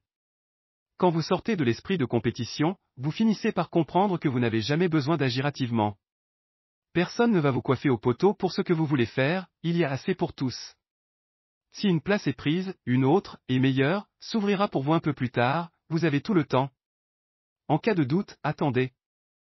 Retournez à la contemplation de votre vision et augmentez votre confiance et votre intention. Et, dans les temps de doute et d'indécision, cultivez la gratitude par tous les moyens. Un jour ou deux passés à contempler la vision de ce que vous voulez, dans la plus profonde reconnaissance que vous êtes en train de l'obtenir, amènera votre mental en une relation si proche avec le suprême que vous ne ferez aucune erreur quand vous agirez. Il existe une pensée qui sait tout ce qu'il y a à savoir, et vous pouvez, si vous avez une profonde reconnaissance, vous unir intimement à cette pensée par la confiance et par l'intention d'avancer dans la vie. Les erreurs viennent d'actions hâtives ou d'actions exécutées dans la peur, dans le doute, ou dans l'oubli du vrai motif qui est, plus de vie pour tous, et moins pour personne. Quand vous avancez dans la voie certaine, les opportunités se présenteront à vous en nombre croissant, et vous aurez besoin d'être très stable dans votre confiance et votre intention, et vous devrez vous maintenir en excellent contact avec le Suprême par une gratitude admirative. Faites chaque jour tout ce que vous pouvez faire d'une manière parfaite, mais faites-le sans hâte, ni souci, ni peur. Faites aussi vite que vous pouvez, mais ne vous précipitez jamais. Rappelez-vous que, dès que vous commencez à vous précipiter, vous cessez d'être un créateur et devenez un concurrent. Vous retombez de nouveau dans la vieille bourse. Dès que vous vous trouvez en train de vous hâter, arrêtez-vous délibérément. Fixez votre attention sur l'image mentale de ce que vous voulez et commencez à accuser réception du fait que vous êtes en train de l'obtenir. L'exercice de la gratitude ne manquera jamais de renforcer votre confiance et de rétablir votre intention. 14. L'impression des croissance que vous changiez d'activité ou pas, vos actions pour le moment doivent concerner l'affaire dans laquelle vous êtes engagé actuellement. Vous pouvez entrer dans l'affaire que vous voulez en faisant un usage constructif de celle dans laquelle vous êtes déjà engagé, en exécutant vos tâches journalières de la manière certaine. Et pour autant que votre travail consiste à être en relation avec des gens, soit face à face, soit par lettres, la pensée clé de tous vos efforts doit être de leur communiquer une impression de croissance. La croissance est ce que recherchent tous les hommes et toutes les femmes, c'est la poussée de l'intelligence sans forme cherchant à s'exprimer plus complètement en eux. Le désir de croissance est inhérent à toute la nature, c'est l'impulsion fondamentale de l'univers. Toutes les activités humaines sont basées sur le désir de croissance. Les gens cherchent plus de nourriture, plus de vêtements, un meilleur abri, plus de luxe, plus de beauté, plus de connaissances, plus de plaisir, la croissance, plus de vie. Tout ce qui vit est soumis à la nécessité de progresser continuellement. Là où cesse la croissance de la vie, la dissolution et la mort s'installent immédiatement. L'homme sait cela instinctivement, donc cherche toujours plus. Cette loi de la croissance perpétuelle est mise en avant par Jésus dans la parabole des talents, seuls ceux qui augmentent ce qu'ils ont peuvent garder quelque chose, celui qui n'a fait que garder ce qu'il avait, même cela lui est retiré.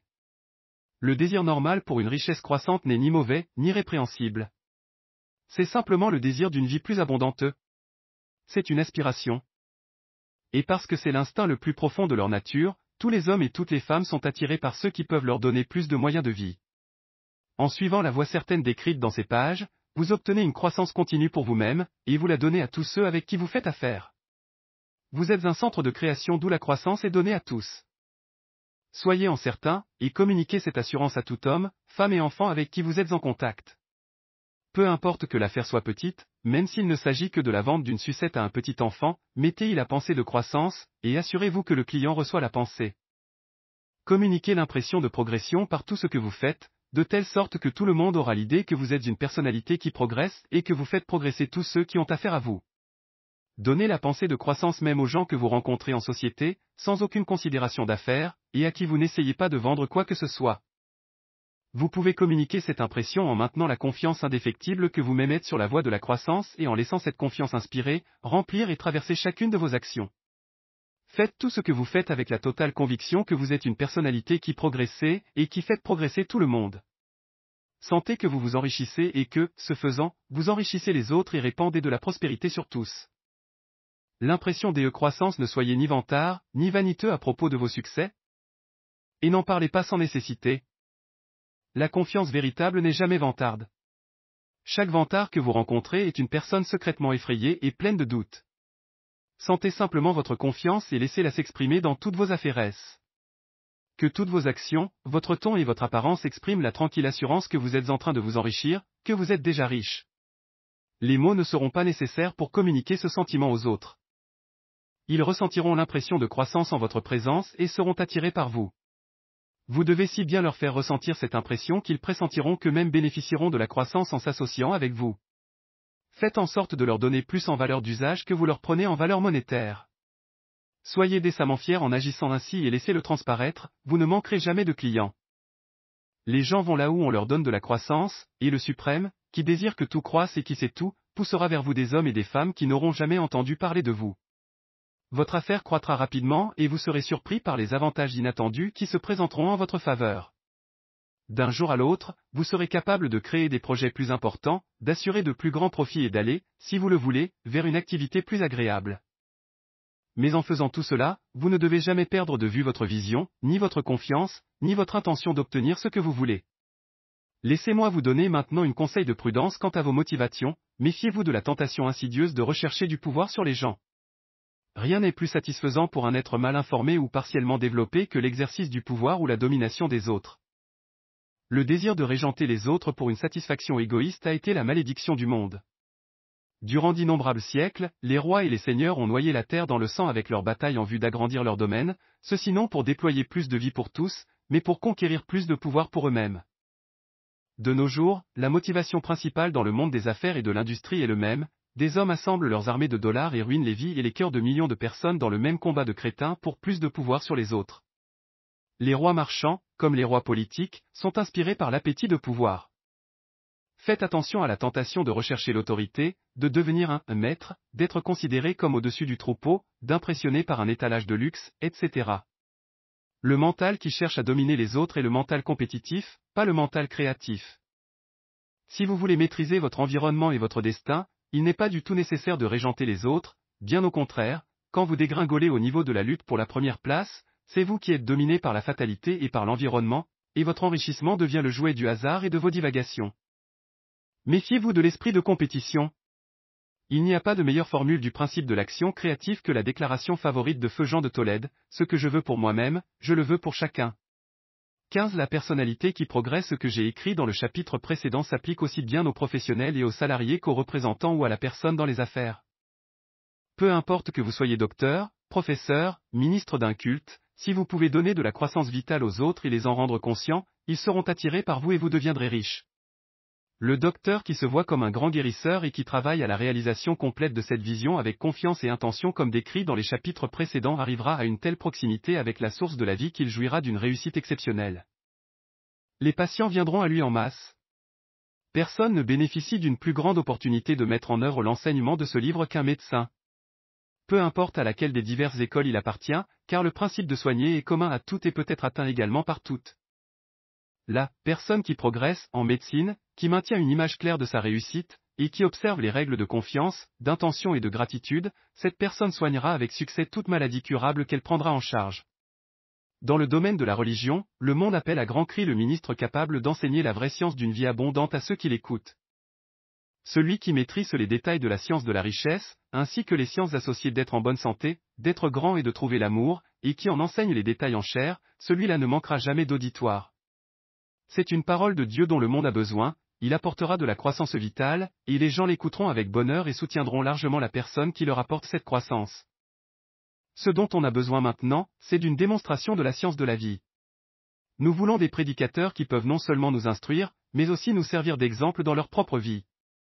Nous avons besoin du prédicateur qui sera lui-même riche, en bonne santé, grand et aimé, pour nous enseigner les moyens d'accéder à ses qualités. Celui-là, quand il se présentera, gagnera un auditoire nombreux et fidèle. C'est aussi vrai du professeur qui peut inculquer aux enfants la foi et l'intention de la vie qui progresse. Il ne sera jamais en recherche d'emploi. Et tout professeur qui a en lui cette foi et cette intention peut la transmettre à ses élèves. Il ne peut s'empêcher de la leur transmettre si cela fait partie de sa propre vie et de sa pratique. Ce qui est vrai pour un professeur, un prédicateur ou un docteur est aussi vrai pour un avocat, un dentiste, un agent immobilier ou un assureur, c'est vrai pour n'importe qui. Les actions mentales et personnelles combinées que j'ai décrites sont infaillibles, elles ne peuvent pas échouer. Tout homme et toute femme qui suivra ces instructions à la lettre, régulièrement et avec persévérance deviendra riche. La loi de la croissance de la vie est aussi rigoureusement certaine dans ses actions que la loi de la gravité. S'enrichir est une science exacte. Le salarié découvrira que c'est aussi vrai dans son cas que dans chacun des autres cas cités. N'imaginez pas que vous n'avez aucune chance de vous enrichir parce que vous travaillez là où il n'y a aucune opportunité visible de progression, où les salaires sont bas et le coût de la vie élevé.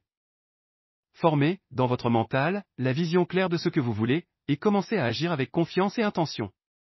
Abattez tout le travail que vous pouvez, chaque jour, et faites chaque opération d'une manière parfaitement réussie. Mettez la puissance du succès et l'intention de devenir riche dans tout ce que vous faites. Mais ne faites pas cela simplement avec l'idée d'obtenir les faveurs de votre employeur, dans l'espoir que lui, ou l'un de vos supérieurs hiérarchiques, verra votre bon travail et vous fera grimper. Il est peu vraisemblable qu'il le fasse. La personne qui est simplement un bon travailleur, qui tient sa place au mieux de ses capacités et qui s'en contente, est valable pour son employeur. Ce n'est pas l'intérêt de l'employeur de le promouvoir. Ce travailleur a plus de valeur là où il est. Pour assurer votre progression, il faut quelque chose de plus que d'être trop bon pour votre place. La personne qui est certaine de progresser est celle qui est trop grande pour sa place, qui a une claire conception de ce qu'elle veut être, qui sait qu'elle peut devenir ce qu'elle veut être, et qui est résolue à être ce qu'elle veut être. N'essayez pas de remplir plus qu'ordinairement votre poste actuel en vue de plaire à votre employeur, faites-le en vue de progresser vous-même. Maintenez la certitude et l'intention de croître durant les heures de travail, après le travail et avant le travail. Maintenez cela de telle manière que toute personne qui entre en contact avec vos contremaîtres, collègues ou relations sentira la puissance de l'intention émanant de vous. Ainsi chacun recevra de vous l'impression de progression et de croissance. Les gens seront attirés par vous et, s'il n'y a aucune possibilité d'avancement dans votre travail actuel, vous trouverez très bientôt une occasion de prendre un autre travail. Il existe un pouvoir qui ne manque jamais de présenter des opportunités à la personnalité agissant et progressant en se conformant aux règles. Dieu ne peut pas s'empêcher de vous aider si vous opérez de la manière certaine. Il doit vous aider pour s'aider lui-même. Il n'y a rien dans les circonstances de votre vie ou dans la situation industrielle qui puisse vous maintenir dans l'adversité. Si vous ne pouvez pas vous enrichir en travaillant dans l'acierie, vous le pourrez dans une ferme de 10 hectares. Et si vous commencez à opérer dans la voie certaine, vous échapperez assurément à l'engrenage de l'acierie et irez dans la ferme, ou là où vous voulez être.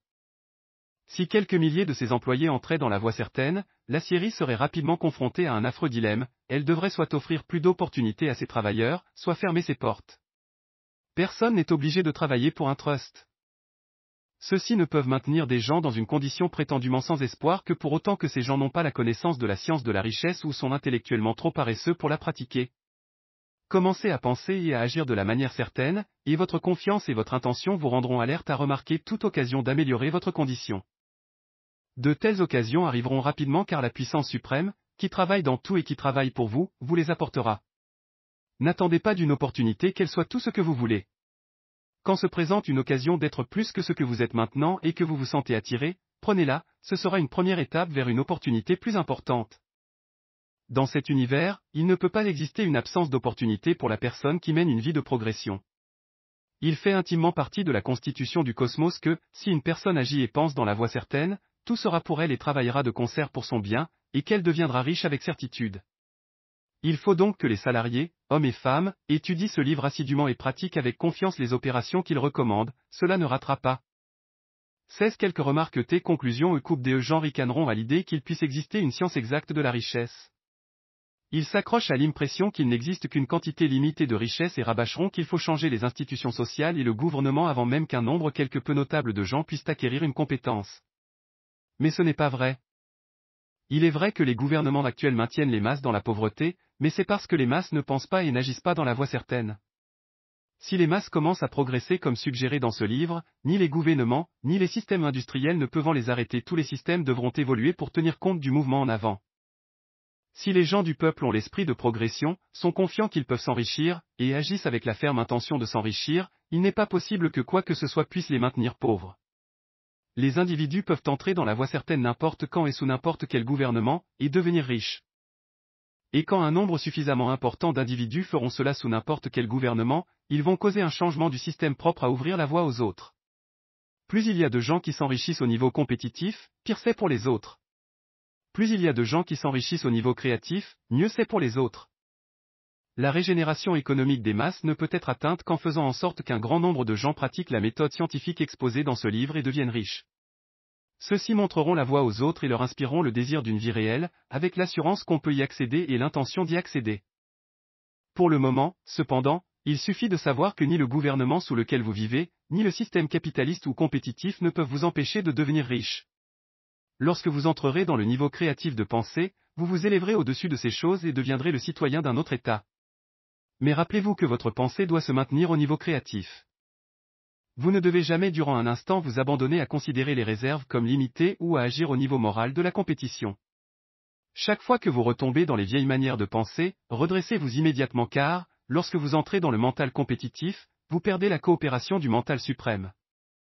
Ne perdez pas une minute à vous demander comment vous manierez les urgences qui pourront se présenter dans le futur, sauf à mettre en place les règles nécessaires qui peuvent affecter vos actions présentes. Ce qui vous importe, c'est de faire le travail d'aujourd'hui d'une manière tout à fait réussie, et pas de vous occuper d'impératifs qui pourraient se présenter demain. Vous y travaillerez quand ils se présenteront.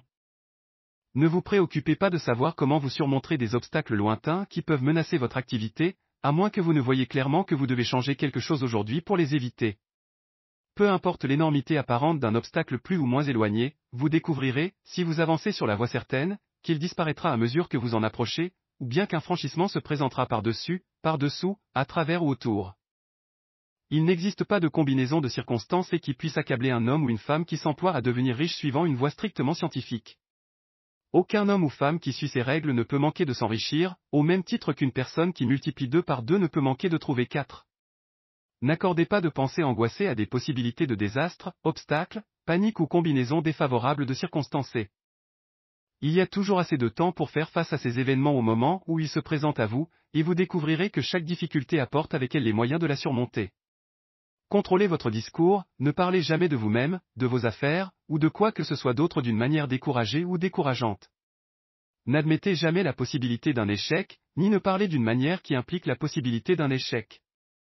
Ne dites jamais que « les temps sont durs » ou que la conjoncture économique est incertaine. Il se peut que les temps soient durs et la conjoncture incertaine pour ceux qui vivent sur le plan compétitif, mais ça ne peut jamais être le cas pour vous. Vous pouvez créer ce que vous voulez et vous êtes au-dessus de la peur. Quand les autres vivent des moments difficiles et font de mauvaises affaires, vous croiserez vos plus grandes opportunités. Entraînez-vous à penser au monde et à le regarder comme quelque chose en devenir, qui croît, et à regarder le mal apparent comme quelque chose de sous-développé. Parlez toujours en termes de progression. Agir autrement? C'est nier votre confiance, et nier votre confiance, c'est la perdre. Ne vous permettez jamais d'être déçu. Vous pouvez espérer obtenir une certaine chose à un certain moment et ne pas l'obtenir à ce moment, et ceci peut vous sembler un échec. Mais si vous maintenez votre confiance, vous découvrirez que l'échec n'est qu'apparent. Continuez sur la voie certaine, et si vous ne recevez pas ce que vous attendiez, vous recevrez quelque chose de tellement meilleur que vous comprendrez que l'échec apparent préparait une grande réussite.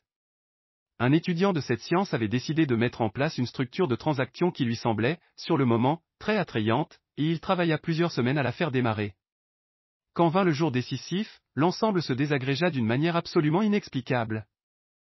C'était comme si quelque influence cachée avait œuvré secrètement contre lui. Mais il ne fut pas déçu. Au contraire, il remercia Dieu d'avoir neutralisé son projet, et ne cessa pas d'être reconnaissant. Quelques semaines après se présenta une opportunité tellement meilleure qu'il n'aurait fait le premier marché sous aucun prétexte. Il vit alors qu'un esprit qui en savait plus que lui l'avait empêché de s'engager irrémédiablement dans l'affaire moins bonne qui lui aurait fait perdre une meilleure affaire. C'est ainsi qu'un échec apparent travaillera pour vous aussi, à condition que vous conserviez votre confiance, que vous vous accrochiez à votre intention, que vous manifestiez votre gratitude, et que vous fassiez, chaque jour, tout ce qui peut être fait ce jour-là, en exécutant chaque chose d'une manière réussie. Quand vous échouez, c'est parce que vous n'avez pas demandé assez. Persévérez, et il est certain que quelque chose de plus grand que ce que vous attendiez vous arrivera. Souvenez-vous-en. Vous n'échouerez pas à cause d'un manque du talent nécessaire à réaliser ce que vous voulez accomplir.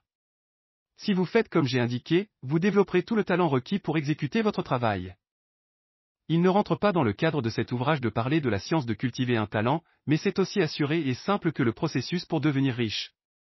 Cependant, lorsque vous arrivez quelque part, n'hésitez pas ou ne flanchez pas par peur d'échouer par manque de compétences. Poursuivez, et lorsque vous arriverez à cette place, la compétence vous sera fournie. La source d'aptitude qui a permis à un Lincoln non scolarisé de réaliser la plus grande œuvre de gouvernement jamais accomplie par un seul homme, cette source vous est ouverte. De toute l'intelligence qui existe, vous pouvez puiser le discernement requis pour faire face aux responsabilités qui vous sont confiées. Allez en toute confiance. Étudiez ce livre. Faites-en votre compagnon permanent jusqu'à ce que vous ayez maîtrisé toutes les idées qu'il contient.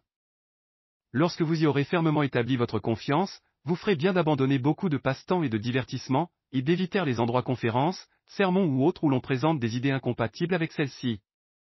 Ne lisez pas de textes pessimistes ou opposés et ne discutez pas sur ce sujet. Passez le plus clair de vos loisirs à contempler votre vision, à cultiver la gratitude et à lire ce livre. Il contient tout ce que vous avez besoin de savoir sur la science de la richesse. Vous trouverez les notions essentielles résumées dans le chapitre suivant. 17 Un résumé de la science de la richesse. Elle existe une substance pensante d'où sont issues toutes choses et qui, dans son état originel, sature, pénètre et remplit les interstices de l'univers. Une pensée dans cette substance produit la chose représentée par cette pensée. Une personne peut représenter des choses dans sa pensée, et en impressionnant sa pensée dans la substance sans forme, peut causer la création de ce à quoi elle pense. Pour cela, une personne doit passer de l'esprit de compétition à l'esprit créatif. Autrement, il lui est impossible d'être en harmonie avec l'intelligence sans forme, car celle-ci est toujours créative et jamais compétitive. Une personne peut entrer en pleine harmonie avec la substance sans forme en entretenant une reconnaissance vivace et sincère pour les avantages qu'elle en reçoit. La gratitude unit le mental de la personne à l'intelligence de la substance de telle sorte que les pensées de la personne sont reçues par le sans forme. Une personne ne peut se maintenir au niveau créatif qu'en s'unissant avec l'intelligence sans forme au moyen d'un sentiment de gratitude vif et stable. Une personne doit former une image mentale claire et détaillée de ce qu'elle souhaite avoir, faire et devenir, et doit garder cette image dans ses pensées tout en étant très reconnaissante envers le suprême de ce que tous ses désirs lui sont accordés. La personne qui veut devenir riche doit passer ses heures de loisir à contempler sa vision, et en remerciement enthousiaste de ce que la réalité correspondant à sa vision est en train l'importance d'une contemplation fréquente de l'image mentale, couplée avec une confiance absolue et une vive gratitude. C'est par ce moyen que l'impression est transmise au sans forme et que les forces créatives sont mises en mouvement. L'énergie créative agit à travers les voies habituelles de la croissance naturelle et de l'ordre industriel et social.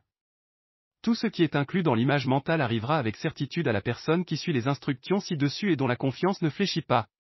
Ce qu'elle veut lui arrivera par les voies établies d'échange et de commerce. En vue de recevoir ce qui lui est destiné lorsque la chose lui arrivera, la personne doit agir de manière à remplir plus que sa place actuelle. Elle doit garder à l'esprit l'intention de s'enrichir par la réalisation de son image mentale. Et elle doit faire, chaque jour, tout ce qui peut être fait ce jour-là, en prenant soin d'exécuter chaque action d'une manière réussie.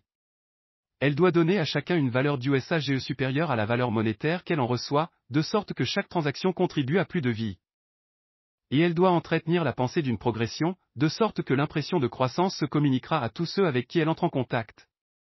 Les hommes et les femmes qui pratiquent les instructions qui précèdent deviendront riches avec certitude, et les richesses reçues seront en rapport exact avec la clarté de leur vision, la fermeté de leur intention, la stabilité de leur confiance et la vivacité de leur gratitude. De lui arriver. On ne peut trop insister sur l'importance d'une contemplation fréquente de l'image mentale, couplée avec une confiance absolue et une vive gratitude. C'est par ce moyen que l'impression est transmise au sans forme et que les forces créatives sont mises en mouvement. L'énergie créative agit à travers les voies habituelles de la croissance naturelle et de l'ordre industriel et social. Tout ce qui est inclus dans l'image mentale arrivera avec certitude à la personne qui suit les instructions ci-dessus et dont la confiance ne fléchit pas. Ce qu'elle veut lui arrivera par les voies établies d'échange et de commerce. En vue de recevoir ce qui lui est destiné lorsque la chose lui arrivera, la personne doit agir de manière à remplir plus que sa place actuelle. Elle doit garder à l'esprit l'intention de s'enrichir par la réalisation de son image mentale. Et elle doit faire, chaque jour, tout ce qui peut être fait ce jour-là, en prenant soin d'exécuter chaque action d'une manière réussie. Elle doit donner à chacun une valeur d'USAGE supérieure à la valeur monétaire qu'elle en reçoit, de sorte que chaque transaction contribue à plus de vie. Et elle doit entretenir la pensée d'une progression, de sorte que l'impression de croissance se communiquera à tous ceux avec qui elle entre en contact. Les hommes et les femmes qui pratiquent les instructions qui précèdent deviendront riches avec certitude, et les richesses reçues seront en rapport exact avec la clarté de leur vision, la fermeté de leur intention, la stabilité de leur confiance et la vivacité de leur gratitude.